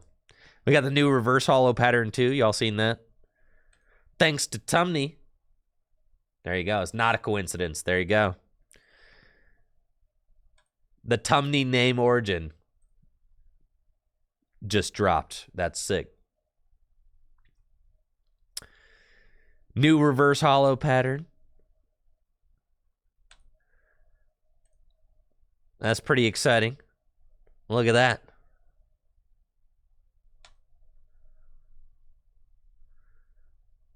What do we got? Oh, UK supermarkets and okay. Toxic Magazine. 5 gifts, Pokemon cards plus loot box. This feels like something that would have happened in the 90s. It's like, yeah, I got him out of a magazine. Early reveal from the magazine. That's pretty sick. Wow. Cool, cool, cool.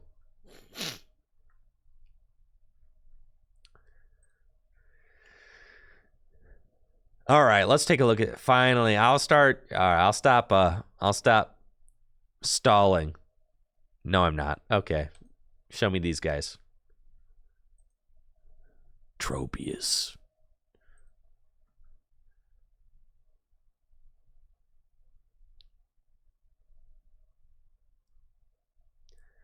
Where's the Triplet Beat full? Here we go. All right. Triplet Beat has been fully revealed, and we just spent the last couple hours of the stream talking about why the power level of Triplet Beat is a great thing for the future of the Pokemon trading card game. So I don't even want to hear it. You say, well, this can't beat Lugia V-Star. I don't care. All right. I don't care. These cards are great. And I'm very much looking forward to the future of the Pokemon TCG. There's some incredible artwork. Let's take a look at what some of these 73 cards do. Tropius, 110 hit points. Leaf Drain and Tropical Winds does 130 damage. Move all energy from this Pokemon to one of your benched Pokemon. Conserving energy is always nice. So in Gym Leader Challenge, you could swing with Tropius and then conserve the energy to a benched Pokemon and then continue accelerating energy into play with Rillaboom. So that's not bad at all. 130 damage is the correct amount of damage to deal in Gym Leader Challenge format, as it's going to knock out almost all basic Pokemon. So not too shabby of a card. With only one retreat, it's got the correct amount of retreat, as well as you could always pay a single retreat cost. It's not too much of a problem. Vine Design, the new optimal Fungus just dropped. There you go. Search your deck for a basic grass Pokemon, put it onto your bench. So if you're playing an Amoonguss in your Gym Leader Challenge deck, this is the Fungus you're going to want, probably. Amoonguss, Dangerous Spore, 60 damage, flip a coin if heads. The defending Pokemon is now paralyzed. We got our Sprigatito. Search your deck for 2 basic energy, reveal them, put them into your hand. And then Floragato. Magic Whip. You can have your opponent switch their active with one on their benched. And then Meowscarada EX. 310 hit points, stage 2 Pokemon. It's got the ability Magic Bouquet. You must discard a grass energy from your hand in order to use this ability. Once during your turn, you may choose one of your opponent's benched Pokemon and put 3 damage counters on it. Now, this is a nice little ability. It allows you to spread damage on your opponent's board and preemptively damage your opponent's Pokemon for a big nail scratch, which does 100 damage plus 120 more damage if your opponent's active Pokemon already has any damage counters on it. So you could do 220 damage for 2 energy, 310 hit point Pokemon, and you've got control over where your damage counters get placed thanks to Magic Bouquet. If you have 4 Meowscarada set up on your board, right, and you play a card like Superior Energy Retrieval. It's been a long time, baby. It's been a long, long time since Superior Energy Retrieval, man. Feels like it's been forever. But it's finally back. You can discard 2 cards from your hand and then put 4 basic energy from your discard pile into your hand. So if you've got 4 Meowscarada EX set up, all right, 4. You can play a card like Superior Energy Retrieval, put 4 grass energy from your discard back into your hand and go, pa-choo, pa-choo, pa-choo. Then I started blasting. Basically, right? And you could place 120 damage on your opponent's bench in one turn, which is pretty nuts.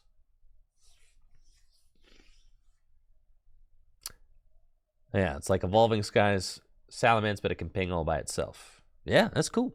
It's cool. I think this card is neat and could certainly find a nice use somewhere. I like it. It's a good attacker, and I think that this is like a very nice power level for a stage 2 Pokemon. It's an interesting card. Compare it with a card like Inteleon VMAX, right? Which Inteleon VMAX, it's like, dude, this card don't even see, like, it maybe a little bit of play, kind of, but this card is just not powerful enough because of the fact that, like, an ability like Double Gunner does nothing in a format where all the best cards evolve from Pokemon V that have 200-something hit points. Thank you, Rob House, for the sub in the 12 months. It's like, that stuff doesn't matter when all Pokemon V have 220 hit points. But when you're in a format where the little Pokemon have like 70 hit points, then, that kind of stuff really matters. The picking off little guys, that becomes a more valid strategy. So I like that we're getting a card like Meowscarada. Cards like this have seen success in the past. Inteleon VMAX was situationally useful just because it was a big Pokemon that could attack for 1 Rapid Strike energy, and you pretty much never used its double gunner ability. But Decidueye GX was one of the best grass Pokemon during the Sun and Moon era, probably the best grass card during the Sun and Moon era. And Feather Arrow allowed you to place 2 damage counters on one of your opponent's Pokemon, and Razor Leaf did 90 damage. Hollow Hunt GX was an incredibly powerful GX attack, getting you 3 cards from your discard pile back to your hand. Just absolutely nuts. I think it should become increasingly clear that we're never going to return to the power level of the early Sun and Moon sets. This is released in 2017. Thank you, Rob House, for that year and the sub. Appreciate you, Rob House. We're never going back here. Stage 2 Pokemon don't have 240 hit points anymore. They've got 300 hit points. That's just where we're at. And this is why expanded format doesn't make any sense to me, because this is where we're at now. We're not here, okay? Expanded format might as well start at tag team. Like, expanded format might as well start at team up, frankly, because that's where like the power level starts. Thank you, Shiny King. Appreciate you, Shiny King. Thank you. 240 hit points just isn't enough for stage 2 anymore. 310 is the new normal for stage 2 Pokemon that give up 2 prizes. Thank you, Shiny King. Thank you, thank you. So this is where we're at now, and that's okay. I think that's where it is.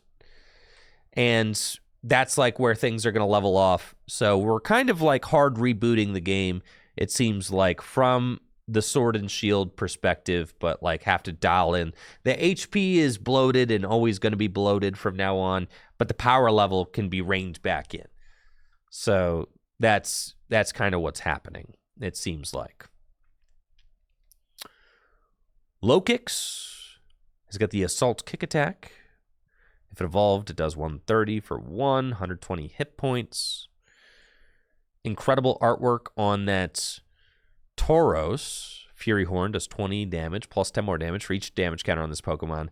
Blaze Dash, it's like, dang, dude. Why couldn't Blaze Dash have done 130 damage? What's crazy is that for Gym Leader Challenge format, it's like if Tauros just did 130 instead of 120, it would be like one of the best attackers for fire decks, like unironically. But 120 is like just, yeah, like it's usable in fire type Gym Leader Challenge decks, but it's usable and then you'll just like you'll just wish it was doing 130. Like, obviously, you can put Muscle Band or Fury Belt on it to get it to that 130. Fighting Fury Belt does it. Fighting Fury Belt also combos well with the Fury Horn. 10 more damage for each damage counter on this Pokemon. So if a Pokemon has to hit into the Tauros without KOing it, you could use Fury Horn to retaliate. So it does have some nice synergy there. It's not a bad card in Gym Leader Challenge formats, but part of that is because Fire-type Pokemon get absolutely no love in the form of basic attackers. So that's about as good as it gets. Is it a black and white? No, black and white Reshiram requires you discard 2 energy, but it is very close, actually, to a black and white Reshiram reprint, which is funny. You look at the power, and that's why Gym Leader Challenge is so successful. You look at the power discrepancy between these cards.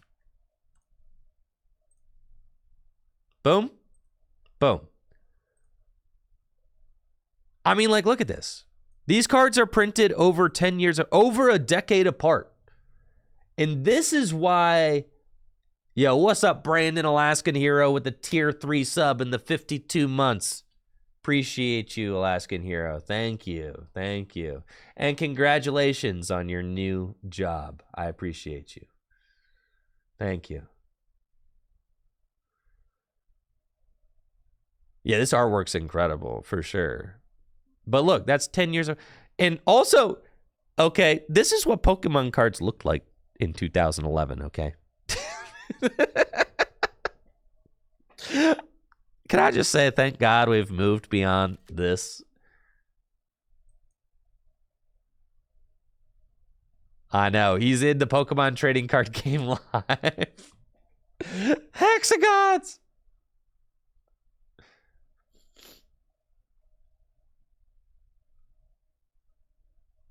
Thank you, Steve the Good, for the Prime sub in the 44 months.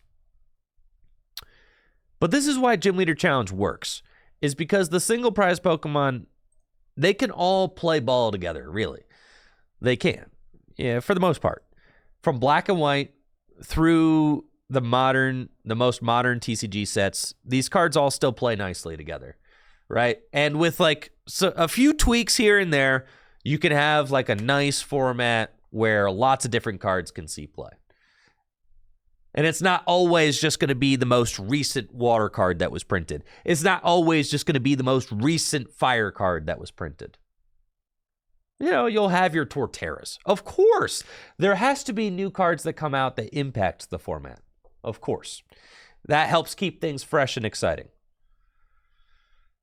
Yeah, thank you, Steve the Good, and Endorse with those Prime subs. Steve the Good, 44 months. Thank you.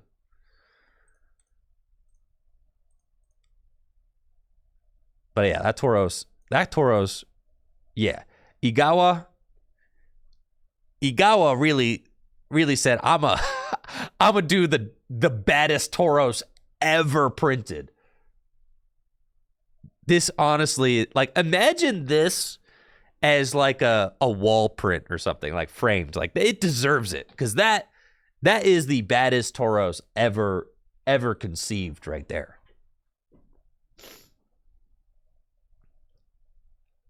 Look at that Pokemon Scarlet and Violet model. I'd rather not. This is why Pokemon cards are the best. That's the best thing that the Pokemon franchise has to offer. It's not even close. It's about the artwork, baby. It's about that. I'm just saying.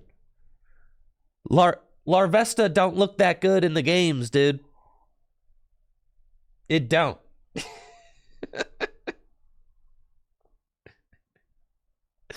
You never seen a Larvesta look this handsome.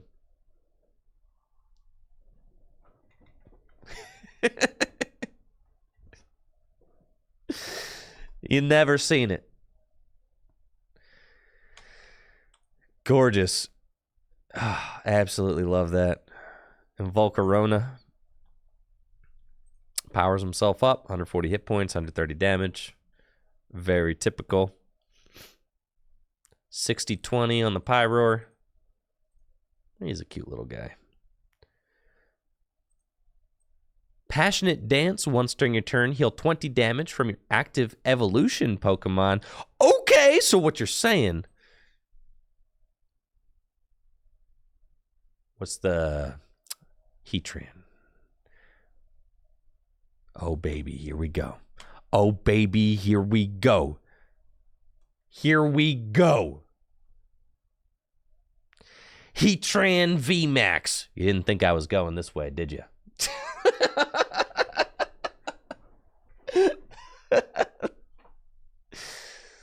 Heatran VMAX. Magma Gain. Once during your turn, if you have a stadium in play, you may heal 50 damage from this Pokemon. And then, with Passionate Dance, you can heal 20 more damage. And if you have 4 Oricorio on your bench, that's 80 damage. Plus 50 damage. That's 130 damage healed.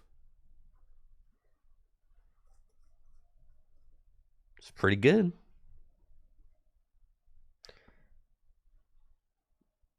That was pretty good. Plus Radiant Serena, even more healing. It's true. You could also play Oricorio with your Gardevoir deck to heal that 20 damage from Gardevoirs and stuff. So that's pretty cool. I like that. I think this Oricorio is mad good. A one-of card that can just heal 20. This Oricorio is real good. This card's nuts, actually. It just like fixes a lot of, ping damage. It's great. And this is what I really love about, like, I love this. Like, you've got, like, you can see the card design. That's why I'm talking about the card design is like headed in a good direction. Like, look how much thought placing 3 damage counters here, doing more damage if you have damage counters on your opponent's Pokemon, healing damage here. You've got these cool pieces coming together. Oricorio, not printed in the same set as Scarlet and Violet, right? So you've got Oricorio, which can play well with Gardevoir, but not released at the same time as Gardevoir. Radiant Serena be better than Oricorio? Sure. Yeah. But then, eventually we're going to lose those Sword and Shield cards. All right, the Sword and Shield cards. Eventually we're going to lose those. Also, Oricorio works with cards like Path Out. So that's another thing that goes into it, Path to the Peak doesn't stop this card. And this card, will be... and you can play a different Radiant. There you go.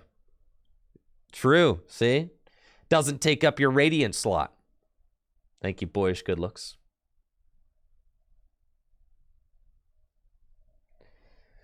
Appreciate you. But yeah, I love the thought that's going into the card design. There's clearly a lot of thought going on. And I like subtle changes and updates like this. I really love it. Yeah, it makes the game a lot more. It feels like strategies get more and more refined and fleshed out as new sets come out. That's the way that the Pokemon trading card game, that's when it's at its peak, is as new sets come out, the sense of discovery, finding new combinations of cards that jive well together. That's what it's all about. Not about just like printing the new BDIF that everybody, like these canned decks, dude. It seems like every single set we just get a canned deck. Mew VMAX, every card that goes in a Mew VMAX deck came out in Fusion Strike. Every card that goes in a Giratina V-Star deck came out in Lost Origin. Every card that goes in a Palkia V-Star deck. All right, it's a bad example because you got Inteleon. All right, there's quite a few examples of what I'm talking about, though, okay? The canned deck. I'm sick of the canned deck.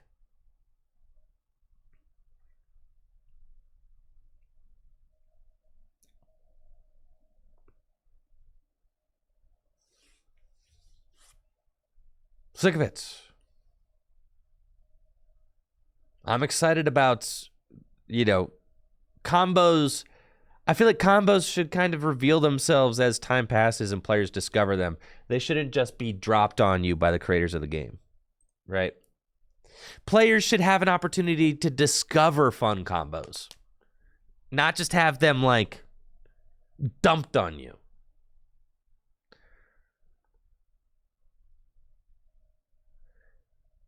Like, what if Archeops... First of all, Archeops should have never been printed, but like, also, it'd be fun to like have if Lugia just existed for a while, and then like different opportunities of cards to pair. It's like you'll never play Lugia without Archeops. I hate that. I hate that. It's just like they printed Lugia and Archeops, and we're just like, you will play these together. And this will be the only way that you play them. Like Lugia, in theory, Lugia has a pretty cool, like, V-Star power, being able to summon a Pokemon from the discard pile. But you will only ever use, but you will only ever use it to get one Pokemon. So do you see how much that just like cuts the creativity out of the game?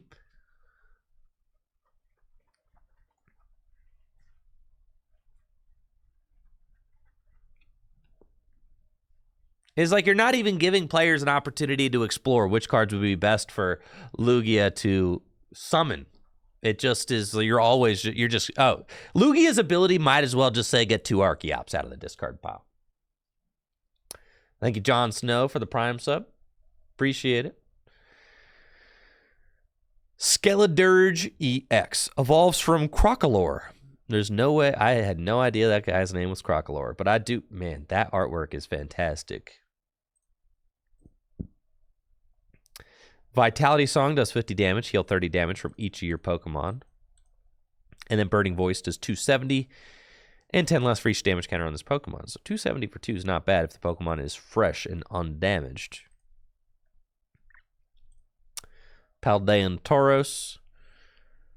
The Revenge Attack and then Water Dive doing 60 to one of your opponent's Pokemon. A little bit expensive for a little bit of a low damage output spread attack, but still cool.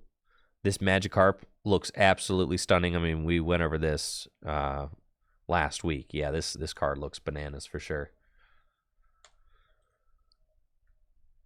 Gyarados.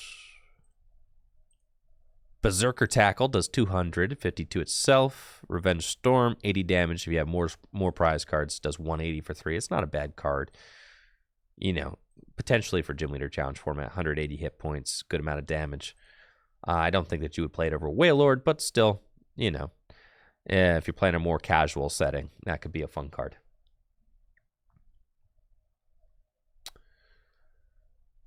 Delibird, Buizel, Floater, Whirlpool Tail. Flip a coin if heads, put your opponent's active Pokemon and all cards attached to it into your opponent's hand. We do a little bit of trolling.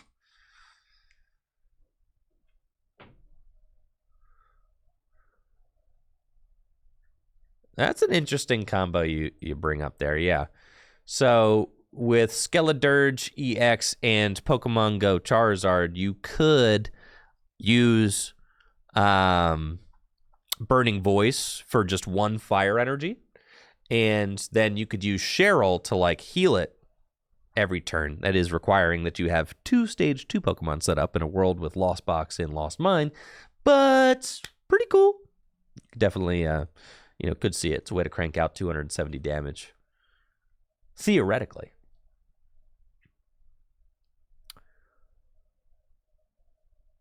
And then our Quaquaval EX, 230 damage. Put 2 energy from this Pokemon into your hand. And it costs 2 energy, so it returns those energy. And then Lively Samba, 60 damage. It's a little hit and run. You switch with one of your bench Pokemon, and then your opponent switches as well.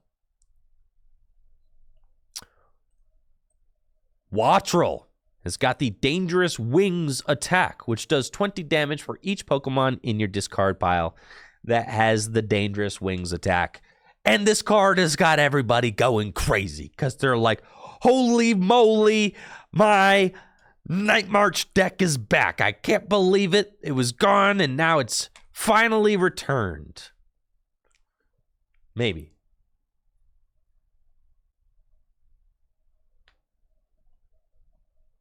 You know, perhaps. For the unfamiliar, Night March was an iconic deck from the X and Y era. There are 3 Pokemon with the Night March attack. So you've got Joltik, you've got Pumpkaboo, and you've got Lampent. And all right, people want to talk about Mad Party. No, I ain't even talk about Mad Party. Mad Party was just a Night March knockoff. Okay? And Mad Party was, for its entirety, a terrible deck. That's right. I'm going to say it. Thank you, T-Bob, for that sub in the 2 years. Appreciate it. Mad Party was never good. Lost March was never good.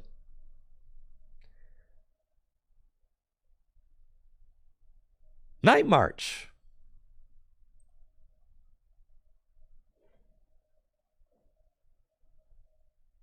Night March. Oh, that's a deck. I got 9th place at the World Championships with Night March. That's a fantastic deck right there.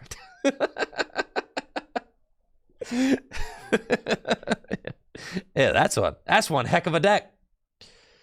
Tell you what. World Championship competitive deck. Night March was only good because Battle Compressor? Absolutely. They ain't never printing a Battle Compressor ever again. That's for sure. Dangerous Wings does 20 damage for each Pokemon in your discard pile that has the Dangerous Wings attack. So this is really... Okay, so this is printed. This was printed in 2014. Night March kind of peaked in 2015, 2016. And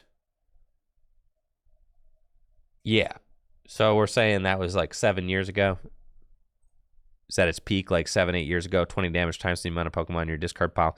The thing is that this multiplier is just not very big now. It was big back then because with 9 Pokemon in your discard pile, which you could just put there with a card called Battle Compressor. Yeah. You know how good Battle Compressor is? Dang. Battle Compressor. Oh, I should have never done this. You know any cards got the word battle in them? Yeah. Battle Compressor was insane. You just put 3 cards from your deck into your discard pile. So without a card like Battle Compressor, these kinds of strategies are just never going to be... They're never going to be good. Back then, you could put 9 Night Marchers in the discard pile. Battle Compressor could put them there instantly. And then you were doing 180 damage for just 1 double colorless energy, which was very strong since all of the best Pokemon at that time had 180 hit points. Seismitoad EX, you would think, problematic card for your Night March deck, 180 hit points, and then Quaking Punch does 30 damage, knocks out Joltik in 1 hit, and item lock, so your opponent can't play items, but it literally doesn't matter because you would just send 9 Pokemon to your discard pile on turn 1. You could do 180 damage turn 1 and knock out a Seismitoad. Like, you didn't care about item lock. All you had to do was keep finding your double colorless energy, and you just kept swinging and knocking out EXs all day. Now, to give you an idea of what would be required, so what I'm trying to do is I'm trying to tell you guys that this attack will never be good in today's game. This information might hurt some people, but I'm okay with that. I'm here to tell the truth. I'm here to let you know that this attack, it doesn't matter. They could print 10 Pokemon with this attack, and I still do not think that it would be good. Because even with unlimited, so say you have, say there just are 10 Pokemon that they print with the Dangerous Wings attack, okay? Say it's unlimited damage ceiling. In order to do 200 damage, you have to have 10 of those in the discard pile. So, like, before you even get started, you'd have to have, like, and that's 10 in the discard pile to do 200 damage, which isn't even enough to knock out a Pokemon V. And it's just going to lose to Lost Box. You need 15 Pokemon in the discard pile. That's a quarter of your deck in the discard pile, and it doesn't one-hit KO any VMAX or Stage 2 Pokemon EX. You're just having a bad time. So...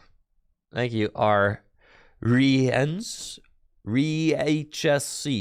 for the sub in the 6 months. Thank you.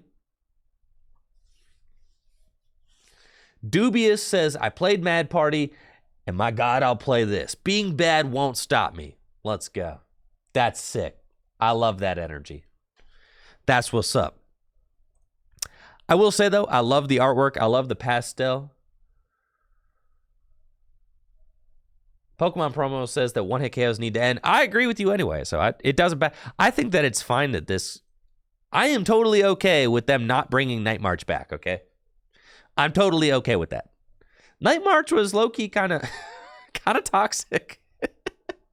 I loved it. I was a big Night March lover, okay? Night March was my jam. It was my deck.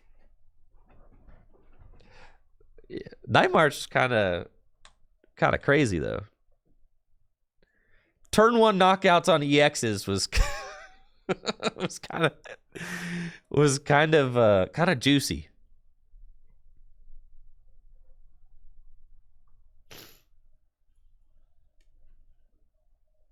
These are some very handsome birds though. I love this line. I think that this line is one of my favorite some of my favorite Pokemon from the Scarlet and Violet era. Yeah, these dudes are sick. Absolutely love it. Wattrel and Kilowattrel. Yeah, these guys rock for sure. Jet Wing, 150 damage. This is actually not bad in Gym Leader Challenge. 150 damage for 3. Free retreat. Yeah, this is good, dude. It also, if you're worried about in your lightning deck, if you're worried about having fighting weakness, this is just another fighting resistant Pokemon. So it literally, it covers your weakness. It costs 3 colorless energy. So if you're running special energy or anything like that, you can easily pay for it. Yeah, that's a good card for Gym Leader Challenge. It's not bad at all.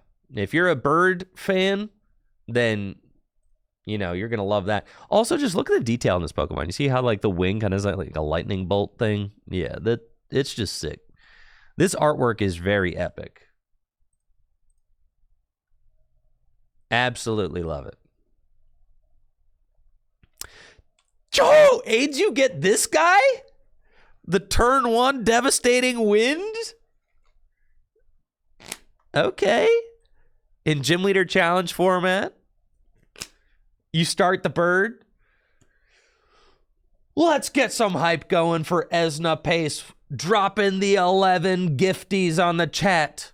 91 total gifts so far to the channel. Let's go! Thank you. Thank you, Esna. Thank you for your generosity. Thank you.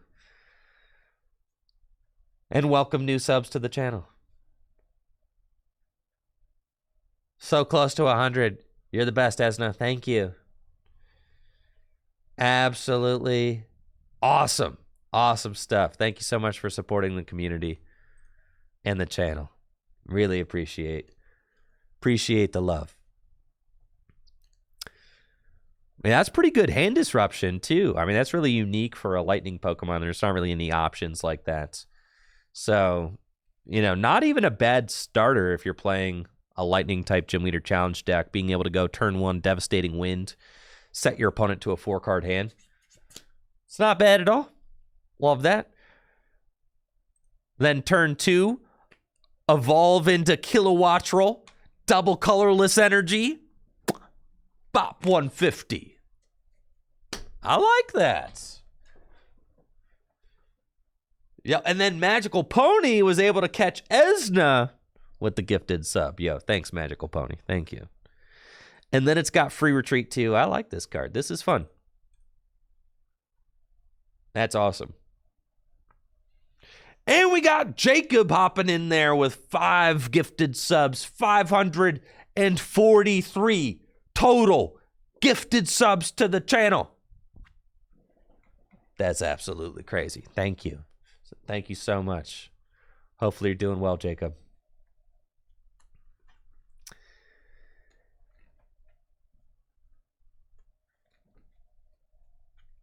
You know what's sick? Something I'm working on. I'm going to get all my Gym Leader Challenge decks tightened up. And then I want to build even more Gym Leader Challenge decks. That's the thing. I think I have like over a dozen built about a dozen built right now. I need to build even more, dude. I'm working on some Japanese ones. I've got 55 out of the 60 cards I need for my Japanese Lightning Gym Leader Challenge deck. But I think what I'm going to do is that maybe I'll build some Gym Leader Challenge decks that are on like a different power level too. To like have some fun if you want to play like power level 3, you can play power level 1, power level 3, so they're like just something to like kick around and have fun with. Thank you, Cactor and Jack. Yo, thanks, Jack, for the 5 gifted subs. Let's get some hype going for Jack. You guys got a whole hype locomotive going on right now. 20 total gifted subs to the channel. Yeah, Birdkeeper Matthew, you showed up at just the right time. Yeah, this kilowatt troll's nuts. And then did you read this little guy? Esna Pace shutting it down with the 9 gifted. Put them up to 100 total gifts to the channel. That's crazy. Thank you so much, Esna. Happy 100 gifts. I appreciate you. Thank you so much. Yo, you guys pat yourselves on the back, all right? You guys deserve it. Thank you, Swizzy, for the sub in the 18 months. Hopefully you guys are all having a busted day. I really appreciate the love. Thank you so much for the incredible stream. I just am so blessed. Thank you, guys. I'm so happy to be back, honestly. What cards do I need in Japanese for my lightning deck? I have to take a look tonight. I think, well, one of them's a lightning energy. So 4 cards, because I have a lightning energy. I just need to put it in. I need Silent Lab. I need Lusamine. And there's like 2 or 3 more. I just got a big order from Baiyi. Thank you, Zero Shiro, for the sub. When will they print a Flamigo card? When? When, bro? When? Patiently awaiting the arrival of Flamigo EX. Miss Magius has the ability Magical Flick. When you play this card from your hand to evolve one of your Pokemon during your turn, you may choose an energy attached to your opponent's active Pokemon and move it to one on their bench. We do a little bit of trolling. Okay. A tricky fellow, if you will. It's kind of like energy denial without... that's a beautiful looking card for sure. Without removing it. Yeah, these cards just look great. Wow. It looks totally magical. I know. The 8 damage counter, Miss Magius. If only it looked this good. I know. You ever think about some Pokemon get all the love? We've got so many Miss Magius. Yo, Tony, you got a Japanese Silent Lab? Okay, I'll bring my trade binder. I'll bring my Japanese. I'll bring my Gym Leader Challenge trade binder. We'll do some trading. Man, it's been so long since I've done some trading.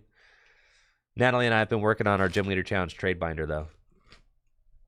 It's sick.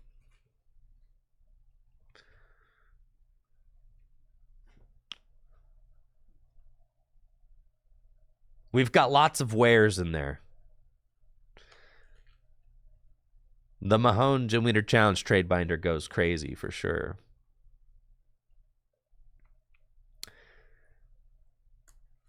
I was thinking about back in the day,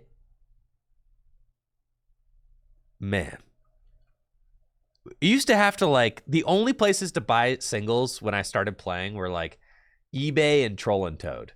I was thinking about going back in my eBay history and seeing what kind of, like, how far back can you go on eBay? My eBay.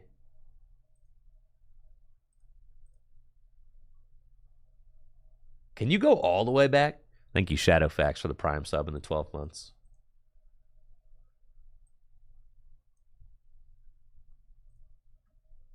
Orders. All orders.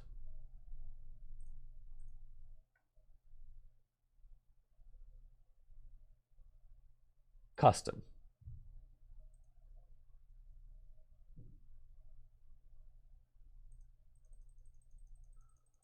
How far back can I go?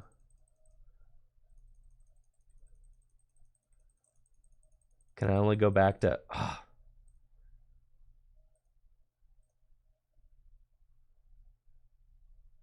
I don't think I can go all the way back.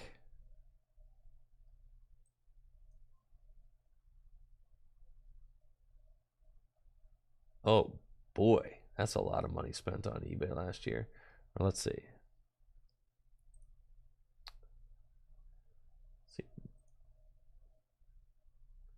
My eBay. I'm stun locked real quick. I've had my eBay account like forever. Purchase history. All purchases.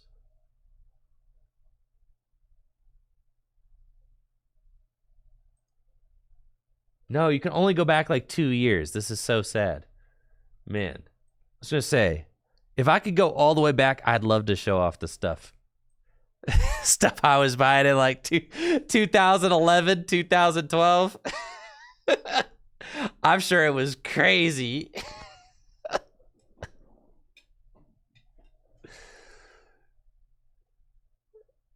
The Trollotail. I didn't really shop on Trollotail. I was an eBay Andy for sure. Natalie, though. Natalie was on Troll. Yeah, thank you guys for the hype train. Thank you so much. Thank you again, Shadowfax, for the Prime sub. Thank you guys for all those sub donations as well. I really appreciate it. So thankful. So thankful. Thank you. All right, Dedenne EX. Tail swap. Move all damage from one of your bench Pokemon to your opponent's active Pokemon. That's cute. And then Wonder Shot. 170 damage. Discard an energy from this Pokemon. So theoretically, in your Gardevoir deck, you could take a lot of damage on something and then tail swap it all over. Theoretically. Tactician strategy. Choose one of your opponent's active Pokemon's attacks. They can't use it. Oh, yeah, this dude. Okay. Tinkaton. You can play Tinkaton in your Psychic-type Gym Leader Challenge deck. And I think what's cool about this Tinkaton is that, again, like, look at the HP discrepancy is not big from the black and white, the X and Y days. You know, I think there's been some kind of hit point correction happening over the course of the last, like, generation or so. In that now some Stage 2 Pokemon have 170 hit points or 180 hit points, which they absolutely should have, since big basic Pokemon can have 130 hit points. Stage 2 Pokemon should have about 180 hit points. But you're going to have some basic Pokemon that only have, like, 80 hit points. And then some Stage 2 Pokemon only have 140 hit points. I think that that's fair. I like that. And I think that this is like a happy level to be at. I mean, if you look at cards like Delphox doesn't have a lot of hit points. 140 hit points is kind of just like where it lives. And even your modern Delphox like has only 150 hit points. So that's just not, as far as Delphox goes, that's just kind of where Delphox lives as a single prize Pokemon. 140, 150 hit points. That's just where it's at. This is the Delphox you're probably going to play if you're playing it in Gym Leader Challenge format. It's got 140 hit points. It was printed in 2014. So now you've got Tinkaton, 140 hit points, printed in 2023, and it's got some really good stuff. I mean, this is, again, we're talking about the power level of cards, and the power level of cards pretty much is maintained and withheld in Gym Leader Challenge formats. This ability is really good. Delphox's ability is really good. Blaze Ball is pretty mid-attack, but 110 for 3 energy was more balanced back then. Now we're doing 180 damage for 2 energy. But Tinkaton could certainly see play in Gym Leader Challenge formats. It's got the Gather Materials ability, which allows you to discard a card from your hand and draw 3 cards. That's very strong. Obviously, drawing cards is just always good in the Pokemon TCG. And then Special Hammer does 90 damage plus 90 more damage if it has any special energy attached to it. You could fulfill this requirement with a Horror Psychic energy. You could fulfill it with a mystery energy. You could fulfill it with a counter energy. There are some really good special energies that Psychic Pokemon have available to them in Gym Leader Challenge format. Now, obviously, if you've got a Psychic deck that you like a lot, and there's already a Gallade in it, or a Gardevoir, and then there's already a Dragapult in it, you're probably going to have a difficult time finding room for Tinkaton as well. So I do think that it's kind of like a pick 2. You've got Tinkaton, you've got Gardevoir, you've got Gallade, and you've got and you've got Dragapult, pick your favorite two out of those is kind of like what it is. And Tinkaton does a lot of damage. 180 damage is no joke. And with Dimension Valley, this thing can do 180 damage for just one energy, since it makes its attacks cost one colorless less. So just for one Horror Psychic Energy, you could do 180 damage, which is quite good for a Pokemon in Gym Leader Challenge formats. Definitely think that card is cool, for sure. Dog Trio. 50 damage. Flip a coin of heads. It's invincible. Fighting Tauros.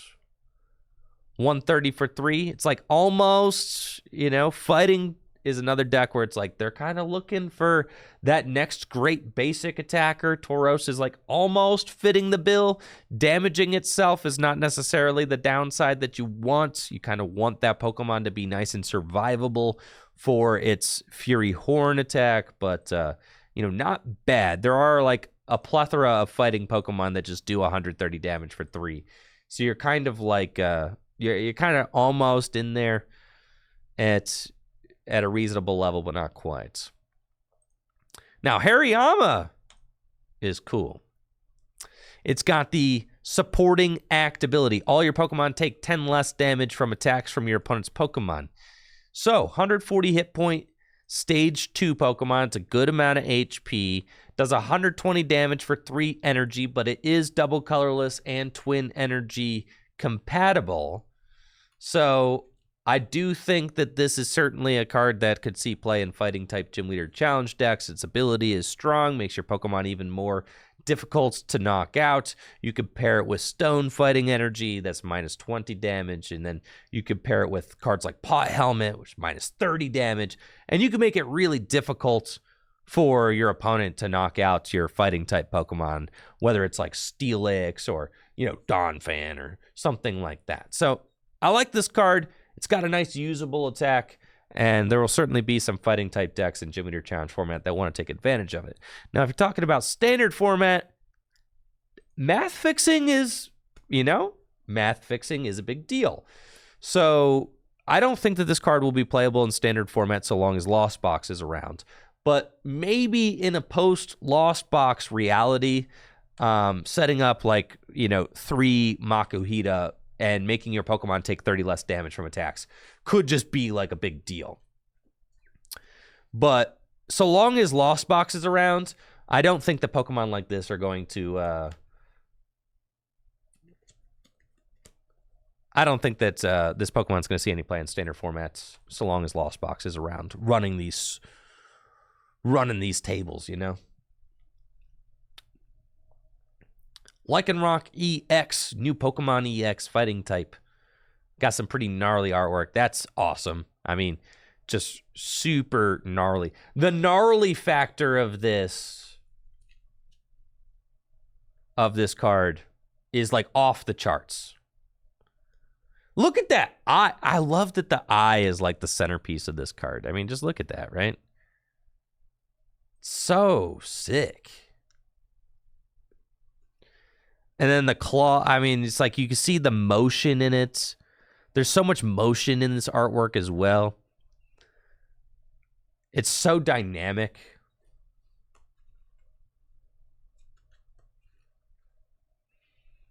Very cool. Lycanroc EX has 260 hit points and 2 attacks. Its first attack, Rock Throw, does 40 damage for 1 fighting energy. And then Scary Fang does 140 damage for fighting and 2 colorless. During your opponent's next turn, if this Pokemon is damaged by an attack, put 10 damage counters on the attacking Pokemon. That's kind of cute, but I think probably a little bit too cheeky, as your opponent can just escape rope around it, and Lost Box decks are playing like a million escape ropes. And then they could also just place damage counters on you with Sableye, and also 140 damage isn't really taking any knockouts. So probably not going to be super competitive, but a cool card. Clodsire EX. 280 hit points, and it evolves from the extremely handsome Paldean Looper. That's cool. Clodsire EX has the Poison Bog ability. Once during your turn, so it's a stadium in play. You may leave your opponent's active Pokemon poisoned. And then Needlebone does 200 damage. Flip a coin of tails. This Pokemon can't attack during your next turn. He's just a chunky boy. I think that if Clodsire becomes a deck, it'll be just like one of those tanky decks. The idea of the deck will be to not let your Clodsire die. It's like just going to be, try to make your Clodsire as big and difficult to knock out as possible. Crank out 200 damage, poison things. Certainly could be useful in a poison type deck because, you get to poison your opponent's Pokemon and they can incur that damage between turns. And then if you pair it with a card like Radiant Sneasler, then you're doing even more damage, right? So that's cool. And then maybe they print maybe they reprint Burbank City Gym, and then you got like, okay, all right, so now you're talking, right? Burbank City Gym and, Radiant Hisuian Sneasler and, yeah. You know what Burbank City Gym does. The new Sableye, I'll have to take a look at that. Oh, here he is. Burbank, go. Come on.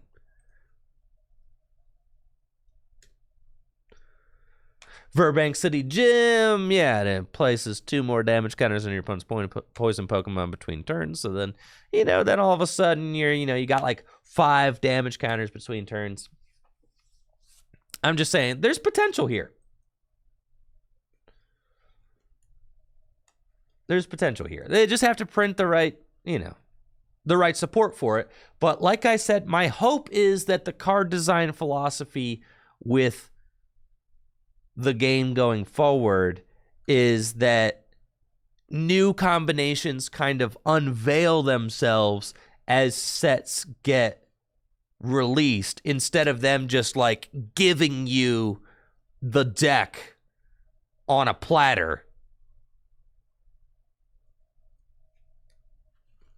My hope is that they kind of like unveil those strategies kind of unveil themselves as sets get released. So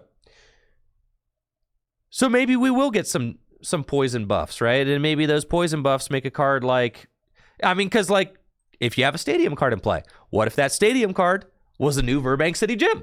And now all of a sudden you've got like, okay, well, I've got my Burbank City Gym. I've got my Clodsire. I'm going to poison you for 3 damage counters. I got my, Hisuian Radiant Sneasler. That's poison for 5 damage counters. All of a sudden I'm doing 250 damage. And then you're taking 5 poison damage coming back. That's 300 damage. Now all of a sudden you've got like a serious strategy on your hands, right? That's like a pretty serious, it's a serious thing. Now, what's cool about Clodsire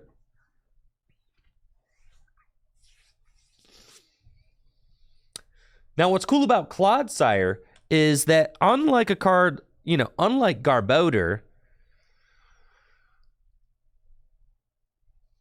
with the Poisonous Puddle ability, you always had to set up Garbodor to try and support a better attacker, because Garbodor is a pretty bad attacker, all right? Sludge Bomb's just not doing a lot of damage. 80 damage. Sorry, Garbodor. You can't really put the team on your back with an attack like that.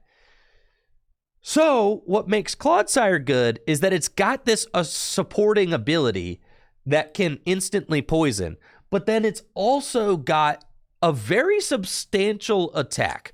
200 damage for 3, that's right on the money. That's like right around where you need to be in order to be competitive. So you've got like a solid foundation there to work with. And with the ability, I certainly think that this card could have a future. Sableye has the Unseen Claw attack. If your opponent's active Pokemon is affected by a special condition, 70 more damage. Maybe, A little poke for 90 damage. If it's a special condition, poison, 100 damage. Theoretically, you do 200 here. You do 90 here. You're kind of knocking out whatever you want. So that's interesting. Do I think the Sableye is great? Nah, it's mid. He's all right. Seviper. 50 plus 50. That's a nice Seviper artwork. I do really like that. That's another gnarly looking Pokemon right there. Just look at him. Wow. That's sick. Love it.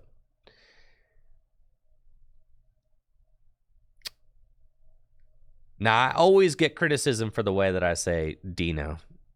I say Dino like he's like Dino from the Flintstones.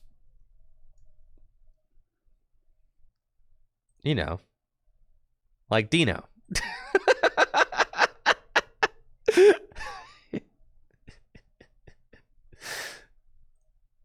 Yeah.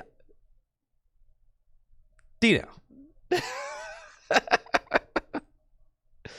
Just like Dino.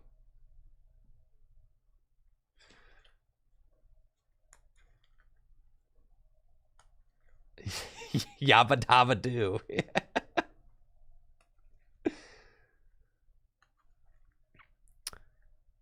Is it Dino?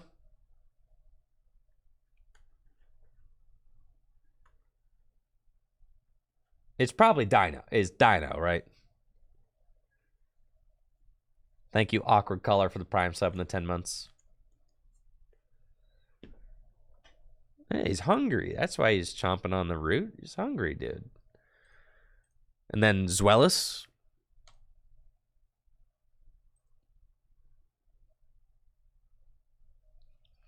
And then Hydreigon.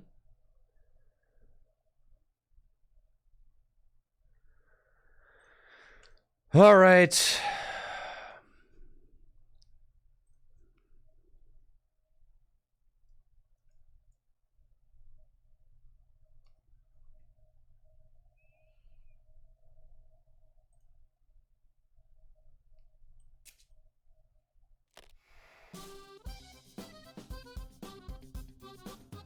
Hallo, ich bin Laura. Hi everybody, I'm Laura. Welcome to GermanPod101.com's Deutsch in 3 Minuten, the fastest, easiest and most fun way to learn German. In the last lesson, we learned some words used when apologizing in German. Es tut mir leid. In this lesson, we are going to learn numbers in German. Yes, numbers. Zahlen. From 1 to 10. And you are going to learn them in only 3 minutes. 3 Minuten. 3 minutes? Are you ready? Let's start. Wait, no. Eins. Zwei. Where'd it go? Drei. Vier. Fünf. Where did it go? Fünf. Sechs. Can someone get Ionios on the phone? Sechs. Oh, there it is. Sieben. We are going to learn numbers in German. Yes, numbers. Zahlen. From 1 to 10. And you are going to learn them in only 3 minutes. 3 Minuten. Are you ready? Let's start. Eins.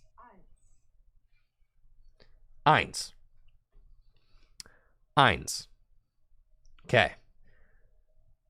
So, if it's eins, then it's Dino. Deins. Heinz. Eins. Deins. Dino. Dino. Eins. Zwei. Zwei. Zweilous. So is it Dino? It's definitely Dino. And then Zweilous. It's definitely not Zweilous.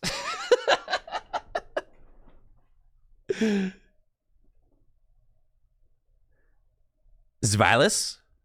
All right. So what's the correct pronunciation of of Zweilous. Zweilous?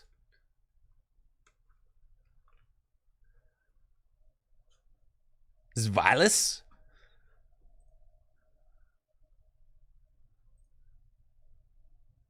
You're telling me that W doesn't make a woof sound? Zweilous? Zweilous. Yeah, Zweilous? Zweilous? The W is definitely more of a V, though, isn't it?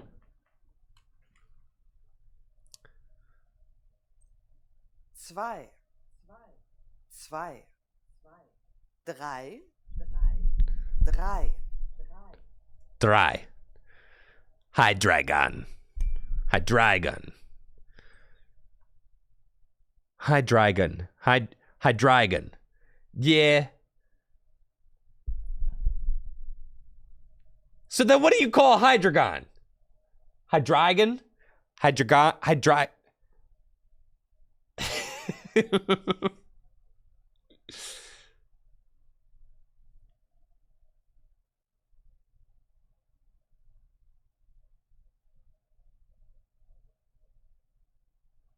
Hydreigon? Is it really like a hard three? I have a hard time believing it's Hydreigon. That seems very like not it.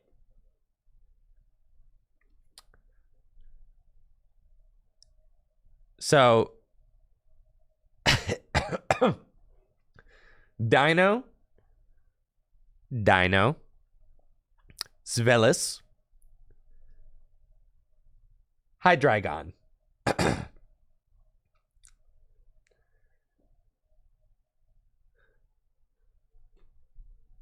You're the one choosing to say it all jolted?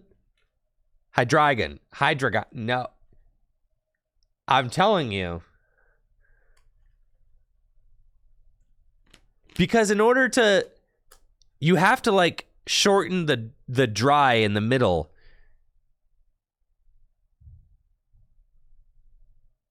Like Hydreigon.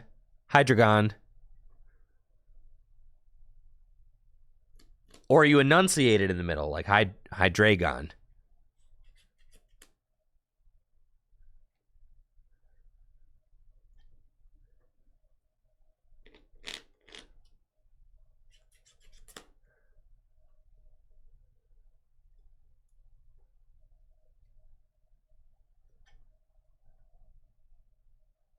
Yes, clearly the name thing. Yes, you got...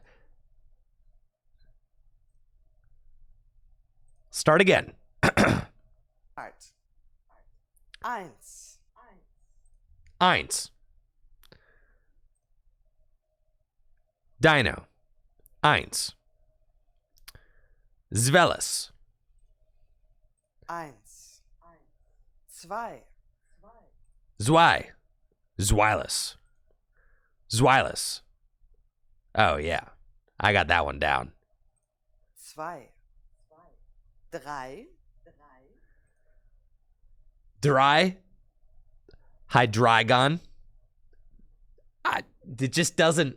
Hydreigon. Have a really hard time believing it's Hydreigon.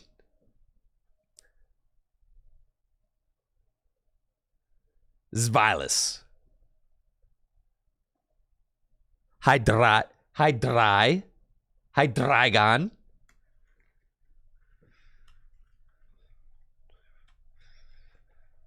In Japanese, it's Sazendora. Got to roll the R and put a little gutso into it. Hydreigon. That was it. That was it.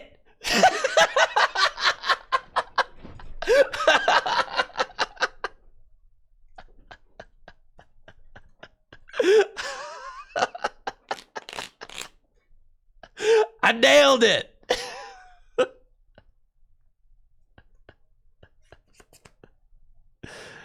Yeah, all right, game over.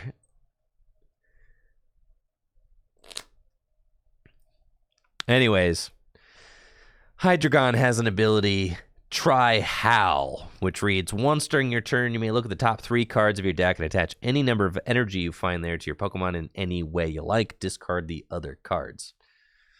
So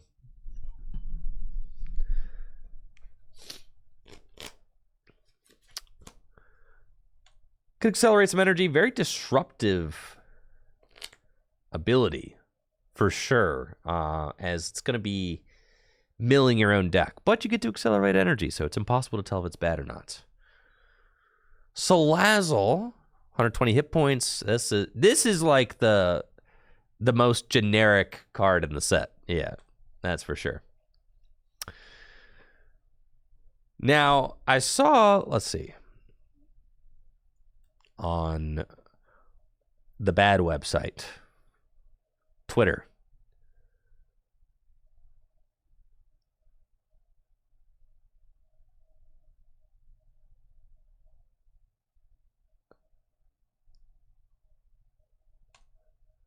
Oh, yeah. Visual people. Let's go. Let's see. Antoine.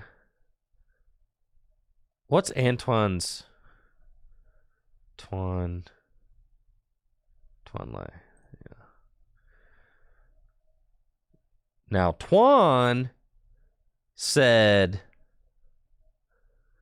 that this is definitely a set made for sealed events. And they seemed a little bummed out that it wasn't more of an explosive set. But I don't care. I think that the power level of the set is perfect, as I've been kind of making the case for. Now, I asked Twan what the structure of Japan sealed events were, but they did not get back to me. Dang it! So, no information on that. Now, Pokemon promos. If you have any idea what sealed events are like in Japan, if you could let me know, that'd be sick. Because, yeah, I'm getting nothing barking up that tree over there. So,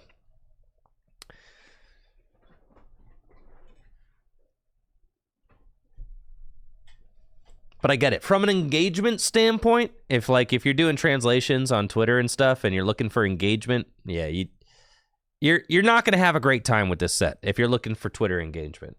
But from like a player's perspective, I'm really excited because it just means that we're heading for that more balanced power level that we've been seeking for, I think, well, at least that I've been seeking for years now. And we got Gumshoes. All right, discards an energy. To the trainers, superior energy retrieval allows you to retrieve 4 basic energy from your discard pile, put them back into your hand. This has been a card that saw a lot of play before in ye olden decks, like Rain Dance, things like that. Deluge Blastoise. The old Blastoiser. Blastoiser? How could I blast? How can I do that? All right, Blastoise. Deluge allows you to attach as many water energy from your hand to your Pokemon as you like during your turn. And this was a very popular deck during the early Black and White days, as you could accelerate energy onto your nice Keldeo EX. Right? Keldeo. Come on, Keldeo. Anyways, Keldeo EX, right? You could accelerate energy onto the Keldeo EX. And you get the energy out of the discard pile with superior energy retrieval. Well, not at first, okay? At first, but it took a while for superior to get printed. So, for a while you didn't have that, and then you did. Great Ball getting a reprint. Oh, thank God. And Dendra. Yo, what you guys think about this? The multiple Dendra. So you've got like a secret art rare, and then you've got the secret rare. You got the full art, and then you got the alt art. This seems like a thing that they're going to be doing now. You got like the secret alt art, secret rare. I love that. It's basically, instead of rainbow cards, you now get... All right. Pokemon Promo says, yeah, it's fun. 15 packs. All right. Can you explain that to me? So is it like sealed? Like you open 15 packs and then build a deck out of 15 packs? You open 15 packs and then you make a deck from the cards you find plus basic energy, and prizes are only 4. Thank you. That is what I wanted to know. It's sealed. Okay. So maybe I'll open 5 booster boxes. You think I could get somebody to do a sealed? You think I could get someone to do a sealed? I should just do them all as.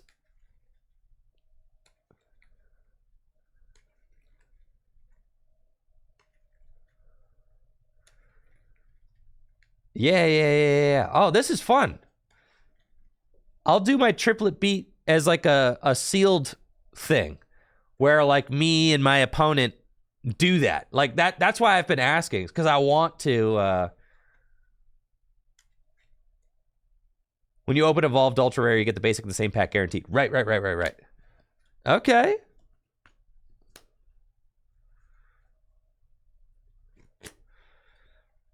Oh, yeah, Jesse, I'm talking about doing a sealed Triplet Beat pack battle. So it's like each of us would open 15 packs, and then we'd build our decks like a pre-release and then battle against each other.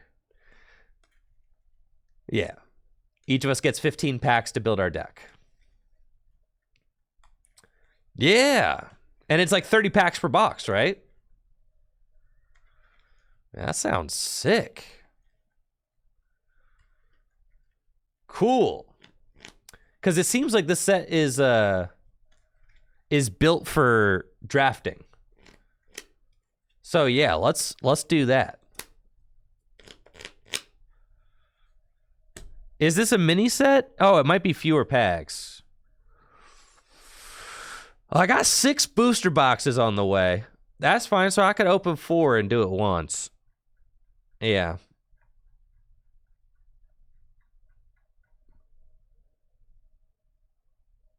Pokemon promos, is it 30 packs per box? So 2 boxes means that you could, that makes sense, so that you could buy 1 box and then play with a friend, right? Pokemon promo says it's 30 packs per box for sure. Right, it would make sense if it was 30 so that you and your friend can buy a box and play. Yeah. This is going to be hype. This is going to be nuts. I'm really excited about that. All right, so this set releases on like March 15th or so. So this is all happening pretty soon, which is sick. Love that. Absolutely love that. Very cool.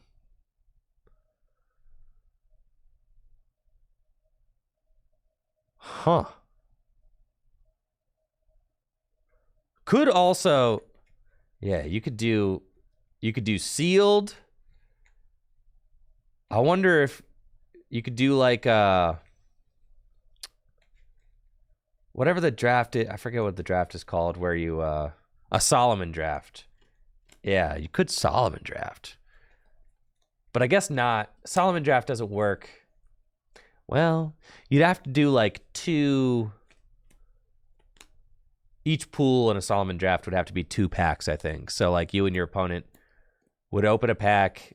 They both have to, like 2 packs be open at the same time. You lay the cards out, and then one player separates them into 2 piles, and then the other player picks which pile they want for their deck.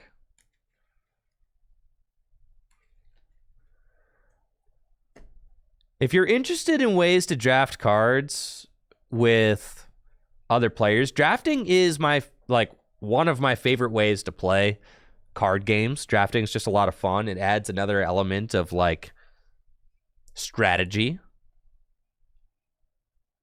to playing cards, which is awesome because more strategies, more fun. Let's see, 2-player draft, Tricky Gym.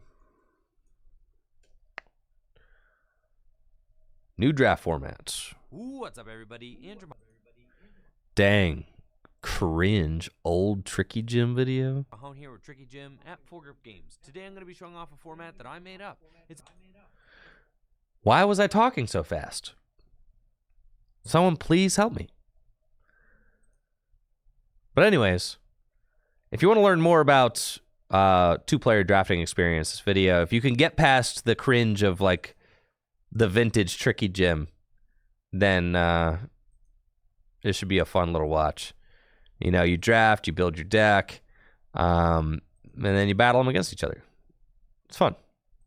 So, dang, that's crazy.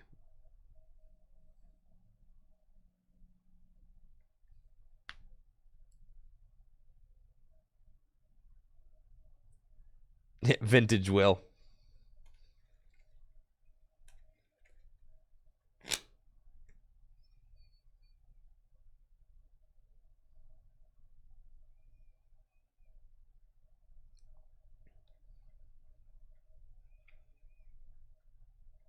Yeah, sick. So this set comes out. Oh, and we've got the Altar Dendra.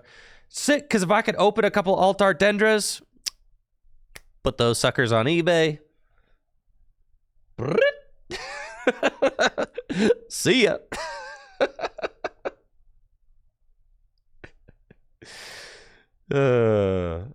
I just cleaned out. I did sell a lot of my.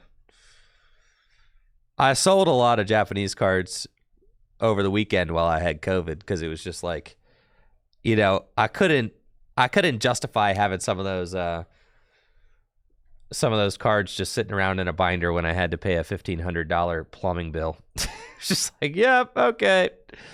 Gotta let some of these go. Comes out March 10th? Man, that's so soon, dude. Yeah. So soon. It's sick, though. Like a full art. Yeah, I think I sold my Japanese full art gardenia for like $70. Gardenia is like not even playable. It's crazy. The Japanese cards, yeah, if you got the right ones, they hold their value very well. I don't know, Amik. I'm trying. I'm asking. I don't got any info. I want to let you guys know about the secret project, but I can't. I'm waiting to hear more.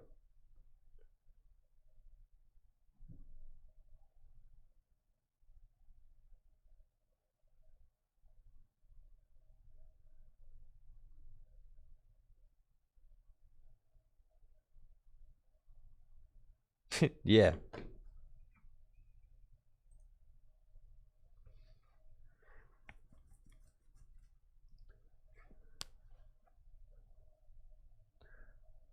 So March 10th.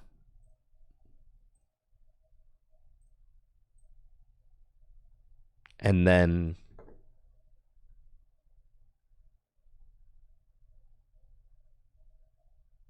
that's this Friday? Holy smokes, dude. All right, so I'm probably going to get my boxes like next week. That's sick. This set comes out in like 3 days. Well, that's fun. I am attending the Vancouver Regional Championships this weekend. Hopefully I can just get my World's Invitation there. And then if I get my World's Invitation there, then I'm kind of big chilling. That'd be great. I only need to get, so long if I can get any points at Vancouver, I get my World Championship invitation. I do not. I have 5 placements.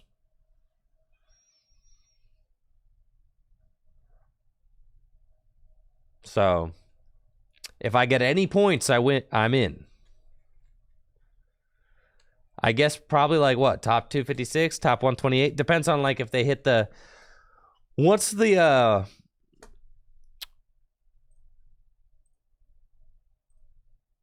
cutoff for top 256 points at a regional championship? 800? I don't think that there'll be 800 at Vancouver. 800 people. So top 128. Which is fine. If there's 800 people, top 256 is like you finish in the top quarter. So top 128. All right.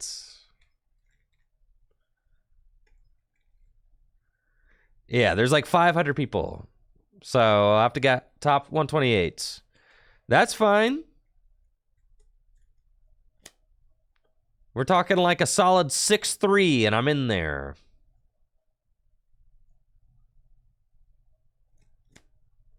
Probably not a 5'22".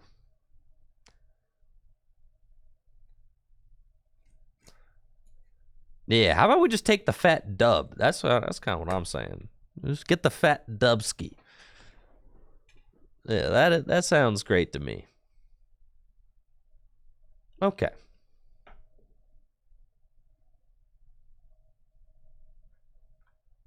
So, video that I want to work on. When was my most recent regional win? I only have one, and it was in 2015. But I'm working on that second one, okay? I'm working on it. I'm working on it. I'm working on it, all right? I'm doing what I can. Let's see. There was a... Where is this video that I wanted to create? Stickies. Notes. I want to make that video on the top 10 cards that we lose in rotation. I just want to make sure that the list still looks good.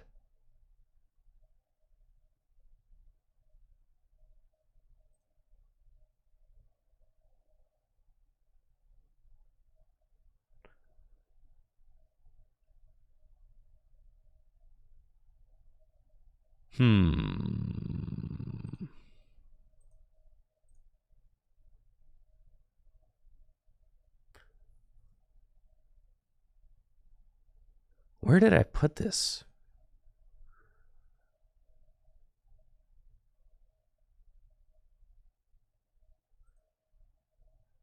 Man. My organization is not fantastic. Didn't I made a list. Was it on notes? No. Was it on stickies? Wasn't on stickies. I wanted to take a look because I definitely want to make this video, and we made a collective list here. It was definitely on notes. All right.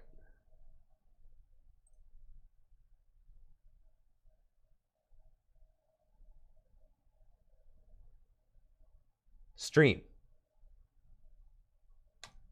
No. Ah, here we go. Found it. All right.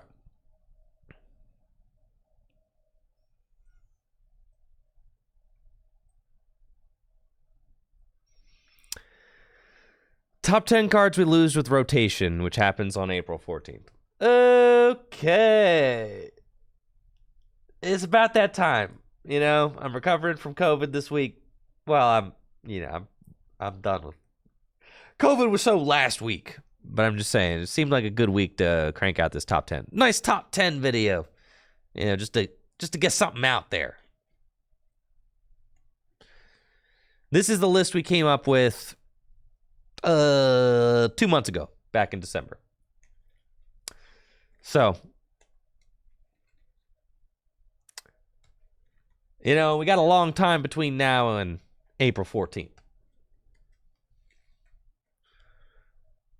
We don't even have Aurora Energy on the honorable mentions.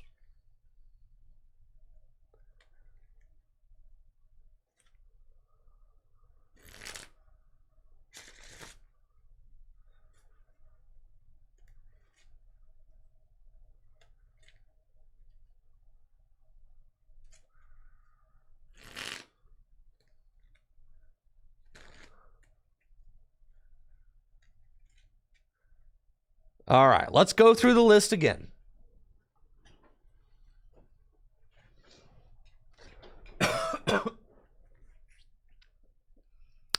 Scoop up net.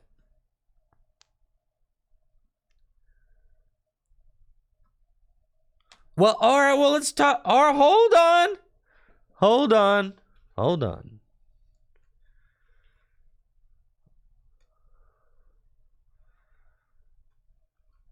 Scoop up net is definitely the best card, right?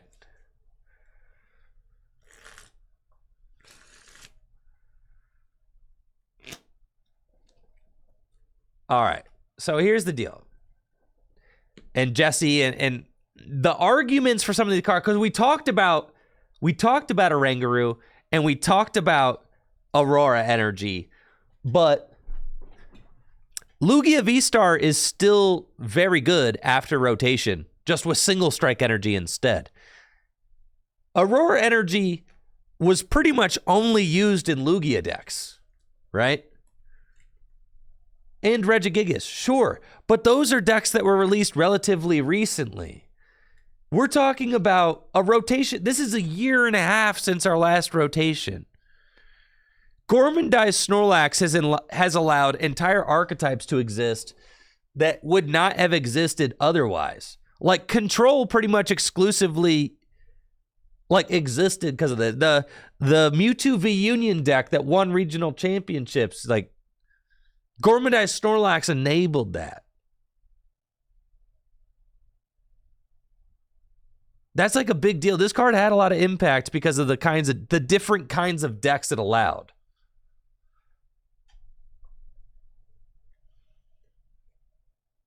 Right.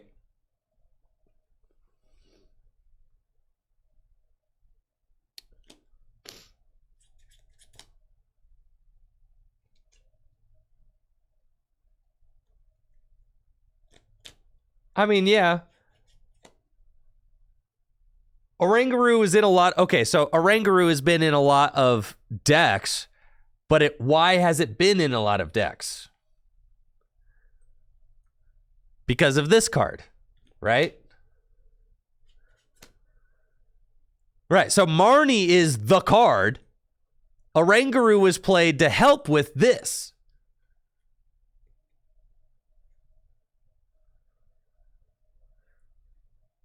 So Marnie is like the real important card. That was like the format defining card. Oranguru was played to help you play around Marnie because Marnie was so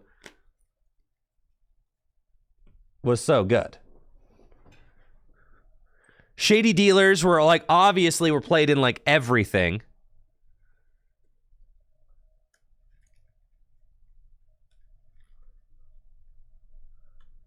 You know, I don't have to defend Shady Dealers. They're all insane. I feel like top 4 is like just locked in. Like, that's pretty much exactly where it needs to be. Rod? Who cares about Rod? There's always going to be recovery cards. Recovery cards are a dime a dozen.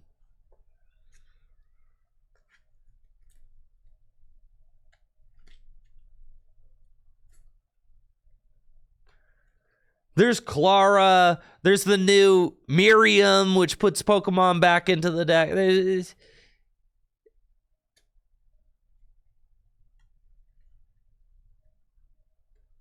Also, there have just been a million rods printed over the years.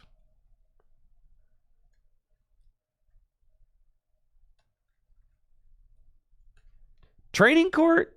I mean, that's just like, that stadium card. That's a broken stadium card right there. Peter, of course I know that items are better than supporters.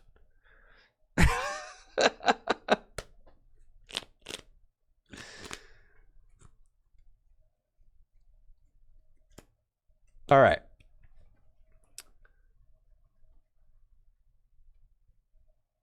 Path is not rotating.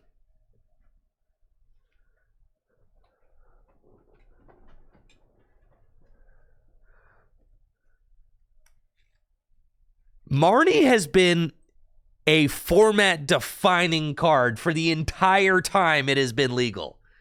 The entire time. Yeah, Marnie is a format-defining card. From the moment Marnie was released until the moment it's gone, Marnie was in almost all decks. And it won and lost games single-handedly all the time. Marnie's the reason that this card saw any play.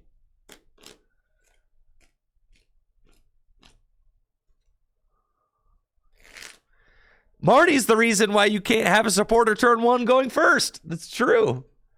They literally changed the game because of Marnie. You used to be able to play supporter cards turn 1. In fact, you should be able to play a Gloria turn 1 going first, right?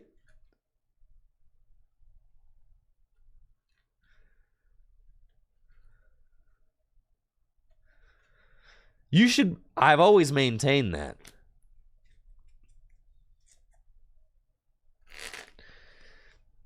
No, it should not be first on the list because Scoop Up Net is even more broken. Welder's the reason, not Marnie. Welder. Okay, all right. It's true.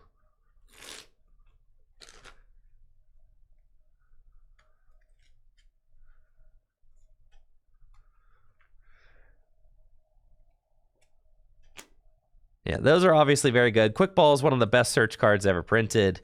Shady Dealers. I mean, name an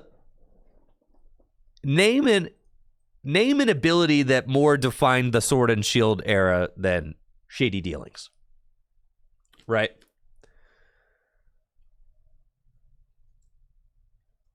I mean, there isn't. Nah, Starbirth was played with Shady Dealings. Palkia was played with Shady Dealings. Remember that Jolteon deck? Shady Dealings. Remember that crazy Malamar Rapid Strike deck? Shady Dealings. Ice Rider Calyrex? Shady Dealings. Leafeon VMAX? Shady Dealings.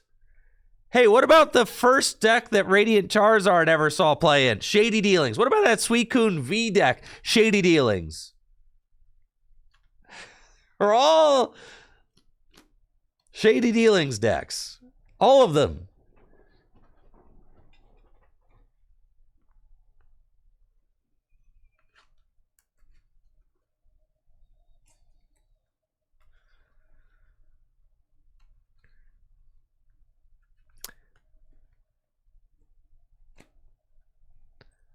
All right. Capture Energy, Crobat V, Evo Incense, Training Court, Galarian Zigzagoon, Gormandai, Snorlax. Now, what I'm trying to make sure that we avoid with this list is recency bias, right? Which I think that's something that a lot of people are. We're trying to look at recency bias, okay? Recency bias will tell you that Powerful Colorless Energy should be on here, Evo Incense should be like number 4, and that Inteleon shouldn't even be on the list, right? Because obviously the world changed a lot when Silver Tempest came out. But keep in mind, how many decks, all right, I'll ask, how many competitive decks was Powerful Colorless Energy in? Like none, right?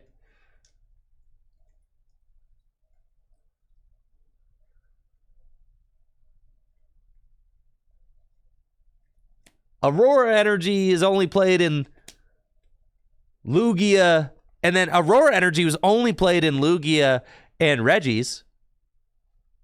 Really? Pretty much nothing else.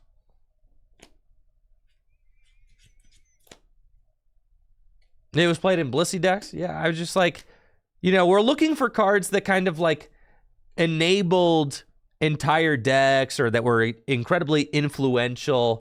We're talking about influence. We're talking about enabling decks and strategies to exist that wouldn't otherwise. We're talking about like influential. The most influential cards that we're losing.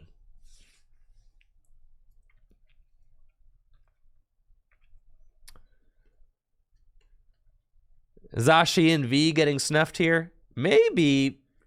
Zacian V did kind of fall off the wagon real early, though.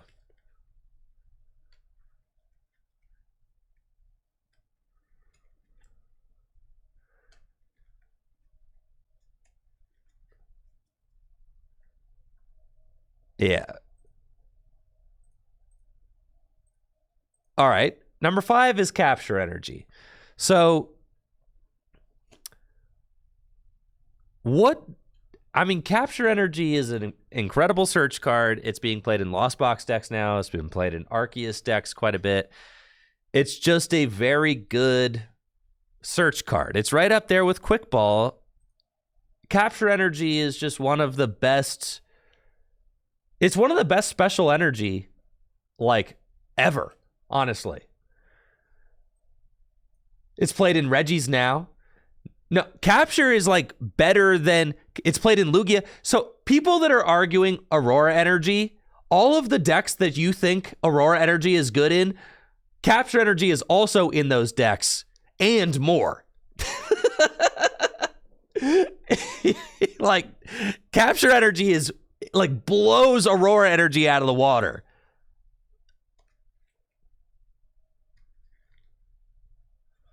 Yeah, thanks, Jake, for the sub and the 40 months.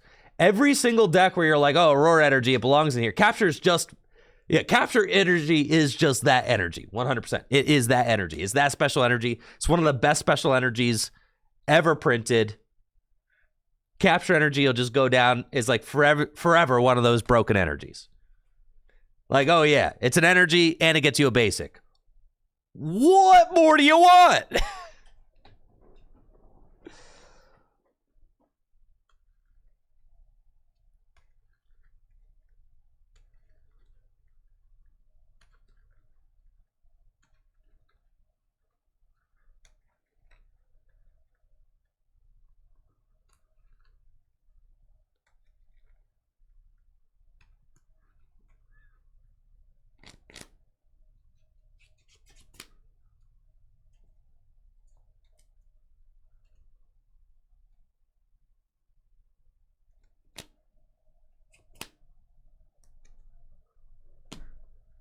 All right. I feel like Capture Energy at 5, like, that feels good. Insane card. I feel like Capture Energy, Capture Energy's potential wasn't, like, immediately realized when it was released in Rebel Clash. But it is, but the thing is, anybody who is a real gamer knew that Capture Energy was that broken card. We all knew it. Real gamers knew Capture Energy was, like...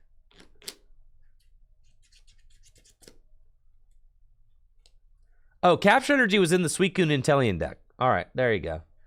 That's true, too. It was in Suicune Inteleon. Yeah. So that was like an Evolving Skies era deck. All right. Crobat V. That card's just good. Cards that allow you to draw cards without using your supporter. It's just good cards.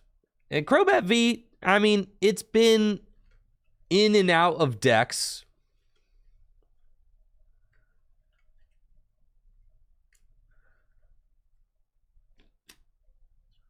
It's been in and out of decks throughout its tenure in Standard. Crobat's still being played in Vikavolt, that's for sure, because it's a broken card.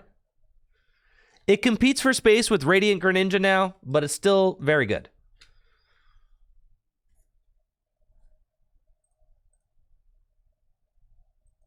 Now, I think you'll notice that Radiant Greninja gets a lot worse without cards like Scoop Up Net and Training Court. But Radiant Greninja obviously still a powerful card, but those cards are definitely Radiant Greninja enablers. Crobat V, we just don't have another card like it either coming in Standard format. Like, draw is just going to change. Crobat's kind of like the last remnant of that, you know, like Unbroken Bonds. We had Dedenne GX. Then we got Crobat V, like, relatively quickly afterwards. It's still played in Weezing decks, in Weezing Eternatus decks. I mean, Crobat V just got... There were a bunch of Crobat Vs in top 8 still of the most recent... regional championships.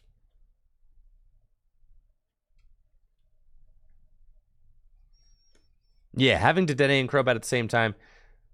Right, Uxie, Shaman EX. Shaman EX obviously was like dominant forever. And then we got Tapu Lele GX. And then we got Dedenne GX. And then we got Crobat V. And now we have Luminion. But we're losing that draw option. And I think that that's good. That's good and that's healthy. I like this a lot. The early Sun and Moon era, like that early Sun and Moon era was fantastic where you couldn't just draw a million cards a turn. I think that this is going to be really solid. You know, Crobat leaving, not having that option to just draw like 13 cards a turn. So having Luminion, which can search out a single supporter, I like that a lot. I like being able to turn an Ultra Ball into a supporter card. That's really good for deck consistency. But moving towards a format where your setup Pokemon are the ones that draw. Your Beeberels or your Revivrooms or, whatever. I like that a lot. I think that's going to be great.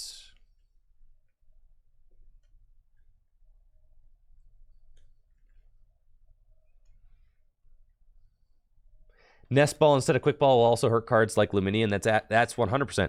I mean, even cards like you think about Quick Ball's dominance. I mean, being able to Quick Ball for Luminion's obviously insane. Being able to Quick Ball for Galarian Zigzagoon. I mean, think about a post-rotation Lost Box deck can't just go Quick Ball for Hawlucha to ping 2 damage counters. Those decks play Battle VIP Pass, and those decks play Nest Ball, and they go straight to the bench. So you can't use come into play effects with those cards. Being able to use come into play effects with a card like Quick Ball and only discarding 1 energy to do it, I mean, that's substantial.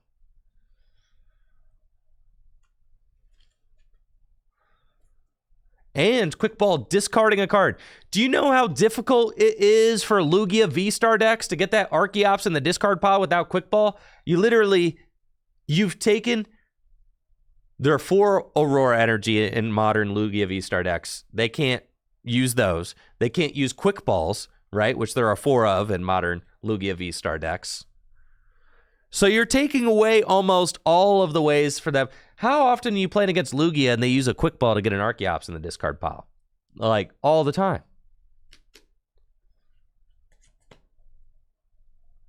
So Quick Ball is very substantial.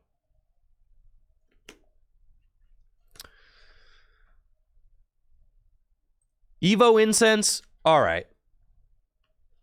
Evolution Incense is a significant card. Thank you, Trainer Joe, for the sub and the 40 months. Evolution Incense is a significant card. Without it, look, we're going to be playing silly cards. Like Capturing Aroma.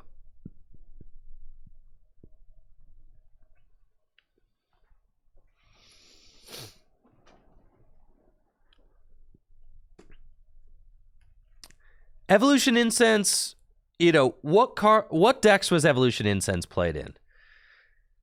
Pretty much all Intellion decks, right? And we all know Shady Dealings, Evolution Incense made that all work, right?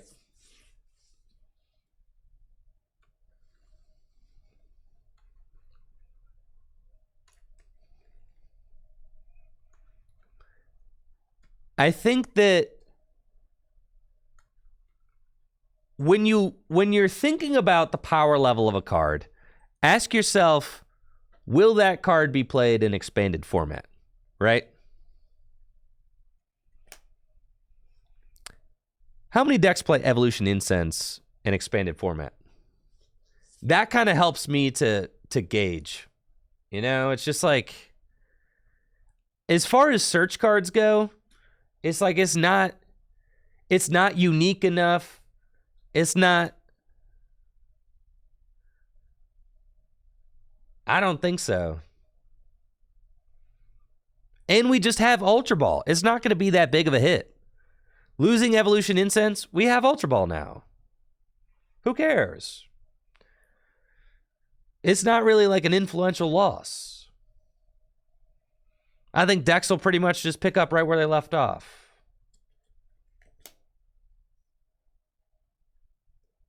Whereas every single one of these other ones is like a really big deal. Evolution Incense is kind of just like, yeah, it's played a lot, but is it going to matter? Not really.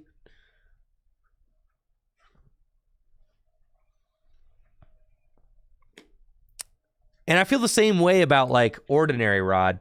Like, yeah, Ordinary Rod is played in a decent amount of decks, but they'll print another recovery card. It's not going to be a big deal.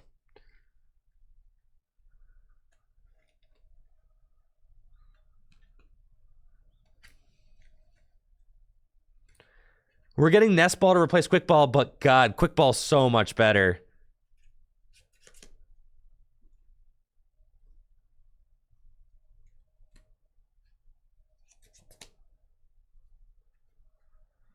I don't think Rod is necessarily a better card than Evolution Incense.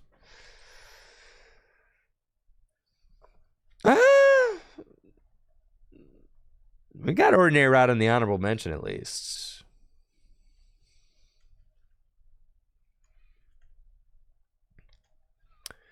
Training Court?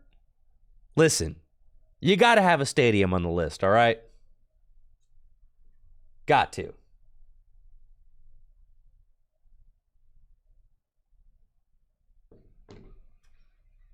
And Training Court's a good one.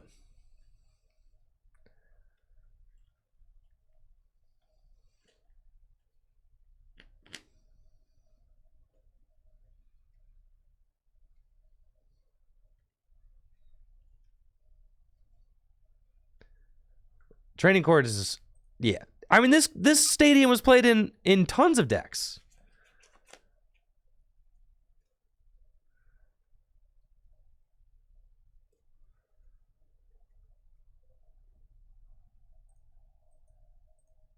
Definitely feel that. All right. I'm happy with 1 through 8 for sure. Now, last time, at the end of the discussion, last time we had this discussion, someone bullied me into getting Galarian Zigzagoon on the list at number 10, and then I think I moved it up to number 9. Are we still on that Galarian Zigzagoon Kool-Aid? I mean, it's a good card.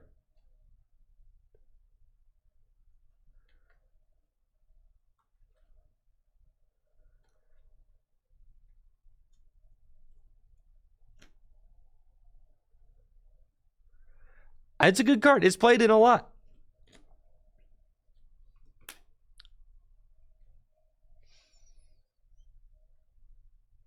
Now, Halucha can't even damage the active. It did not only see a lot of play because of net. No. Though that obviously did make it very good, but...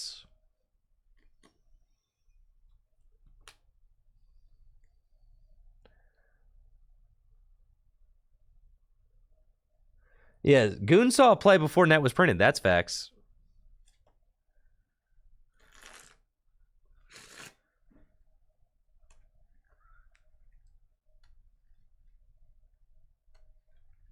I'd say, yeah, Galarian Zigzagoon was so good. I mean, just fixing math is good.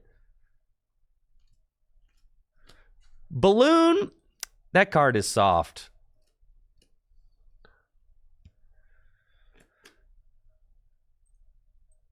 That card's soft. Oh, yeah, Galarian Zigzagoon. I mean, there's a whole Galarian Obstagoon deck.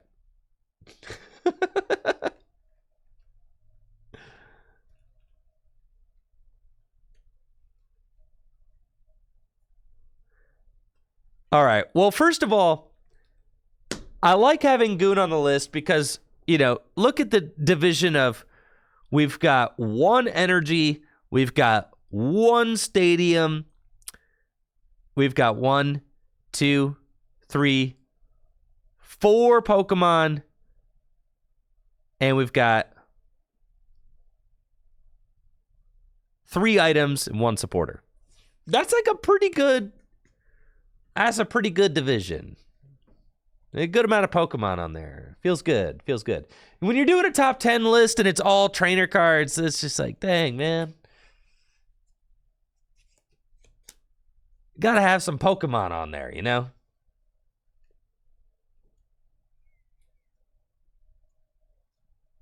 Yeah, Big Charm used to be everywhere, but got outclassed.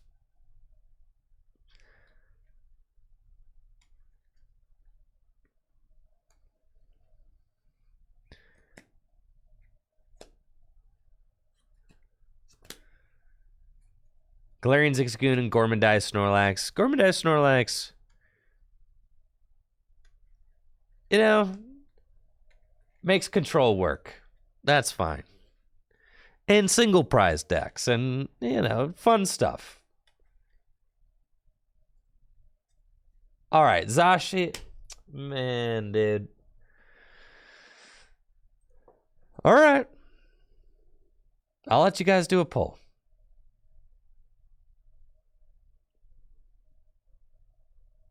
Ordinary Rod don't have to be top 10. Man, who cares about Ordinary Rod? It ain't no rescue stretcher.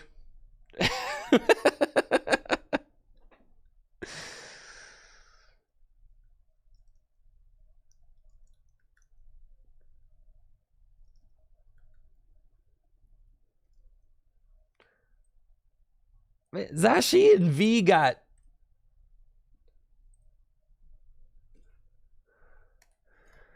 Zashi and V got power crept out so fast, though. Like, how long was Zashi and V even good? One summer?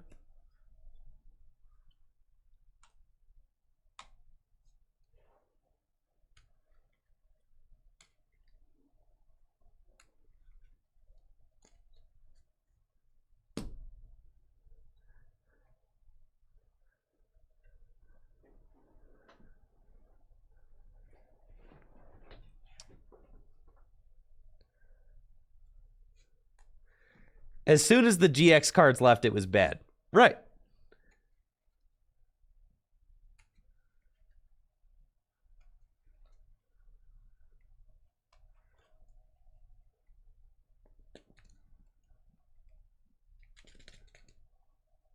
Didn't Zacian just make top 8? Oh my god.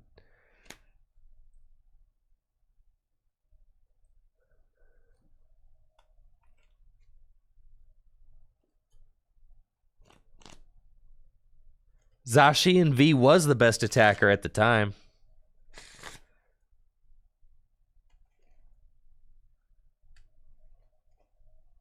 But now it is influential in that it has set the stage for what the power level of a basic Pokemon 2-prizer needs to be.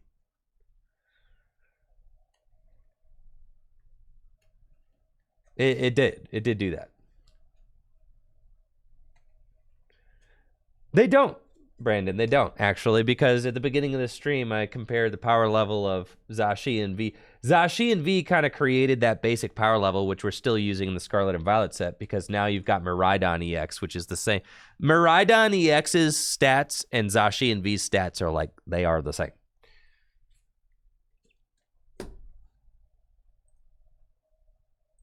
And I'd say that we're kind of still...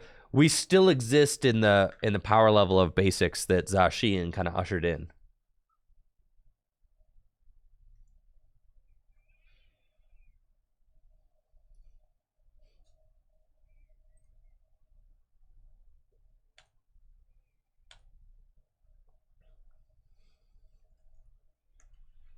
Ah, okay, got it.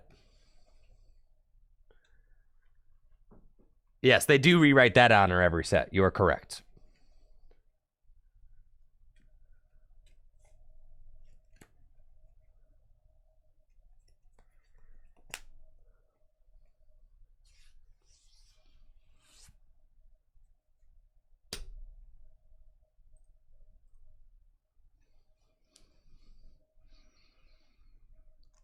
My argument is that Oranguru is only good because of Marnie, and that Gormandai Snorlax allowed entire archetypes to exist that might not have otherwise existed.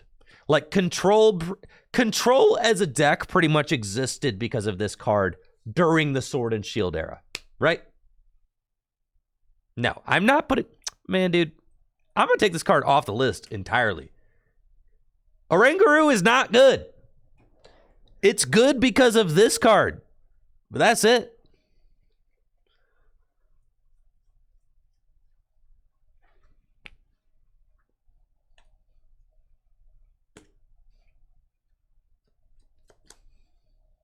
Oranguru is not that good. Gormandai Snorlax allows entire decks to exist. that would not otherwise exist. Oranguru is not birthing entire archetypes into existence, okay? Oranguru is just some dude you put on the bench to help play around one of the best supporters in the game. Absolutely not.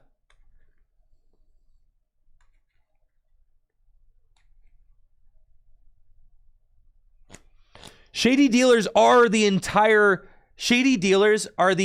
backbone of a deck. Oranguru's not the backbone of a deck. He's just like a little icing on top. That's it.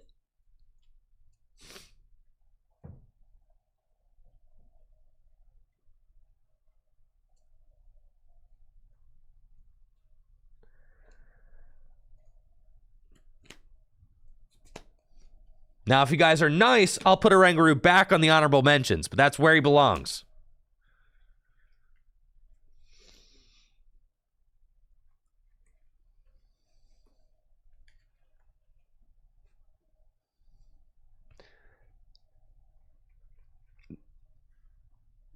Now, I think that Gormandai Snorlax could go up over Galarian Zigzagoon again.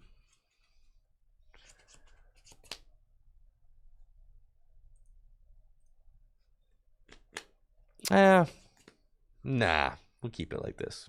All right, perfect list.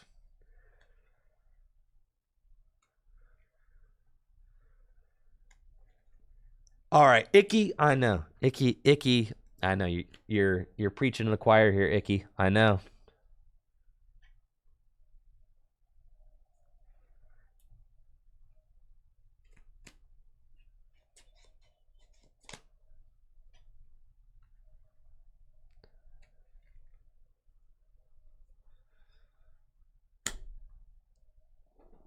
Galarian Weezing, yeah. But think about the promise of Galarian Weezing. Like, it just... It's like Galarian Weezing had one job, which was to be the ability disruptor, and it, like, barely did it.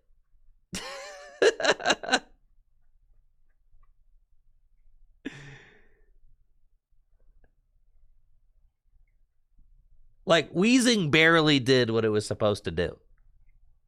Klefki is so much better.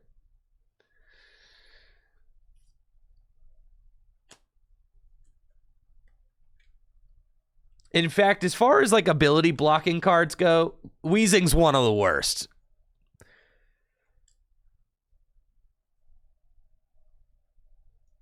It's just all we had.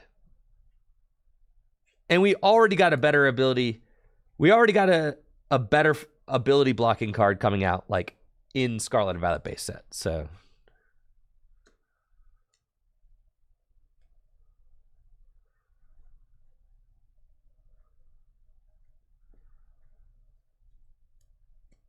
yeah, well the evolutions in Empoleon V were just unspeakably bad. No, unspeakably horrendous cards.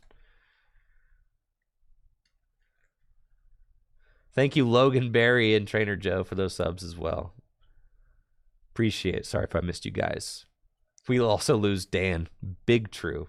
Losing Dan, that is not ideal. How are we going to play rock, paper, scissors?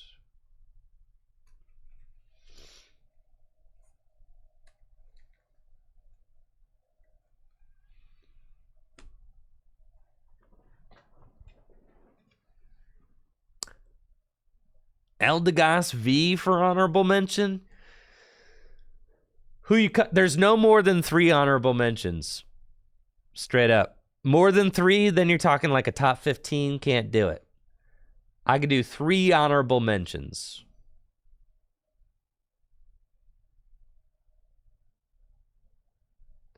If I cut Oranguru off the honorable mentions, think about how many of you guys were like, Oranguru should be top 5. Like, dude, if I take Oranguru off the honorable mentions, people are going to have a hard time.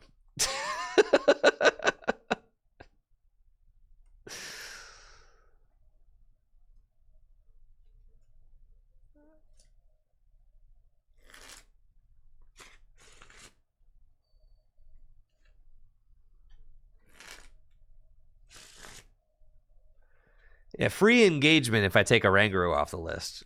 Because everybody Who's gonna comment? Where's the Oranguru? Right. It's true.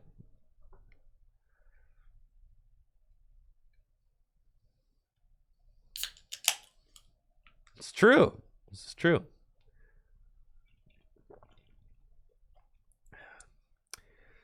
This is pretty tasty. All right. So Liquid Death started making iced tea. Did you guys see that? Wow. 30 calories. 30 milligrams of caffeine. Pretty good. Pretty good. All right. They donate profits to eliminating plastic pollution. Pretty sure it's owned by a skateboarder. I'm pretty sure it's owned by... It's definitely a... I think it's a skater-owned brand.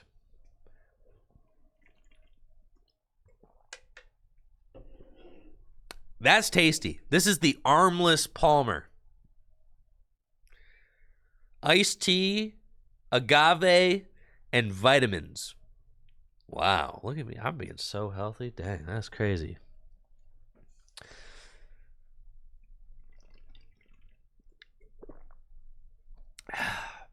Yep. That's fantastic.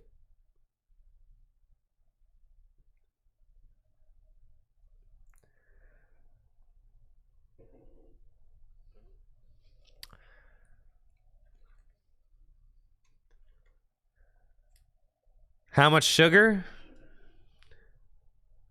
6 grams.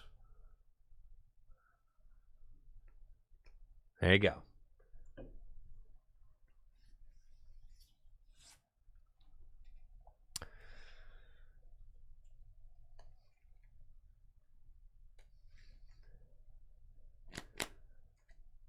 Yeah, only 30 calories. This is pretty good. I'd say the funny enough, I feel like I'm big into seltzer water. Yeah, I wish it was that. He wouldn't have to buy these drinks anymore. I'm big into seltzer water, but I feel like Liquid Death is like seltzer water for normies. Like it's actually got enough flavor that it's like normies could even like seltzer, like Liquid Death probably. It's one of the reasons why I think it's you know, it's got really cool iconic marketing, and also the flavors are really good. And yeah, it does really murder your thirst.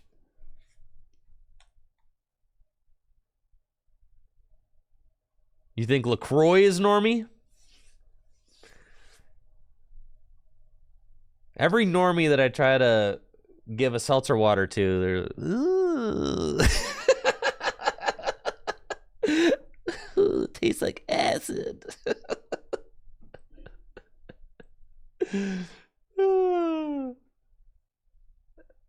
It's true. Tastes like TV static. Tastes like somebody whispered strawberry in the other room. Yeah.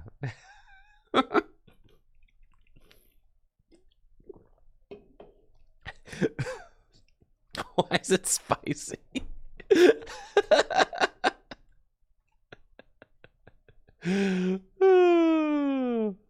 So true.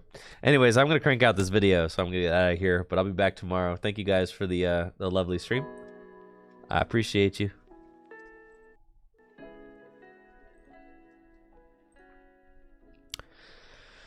I'm gonna work on this video. I just gotta figure out. Yeah. Yep. That'll be easy. Top 10. How long could it take?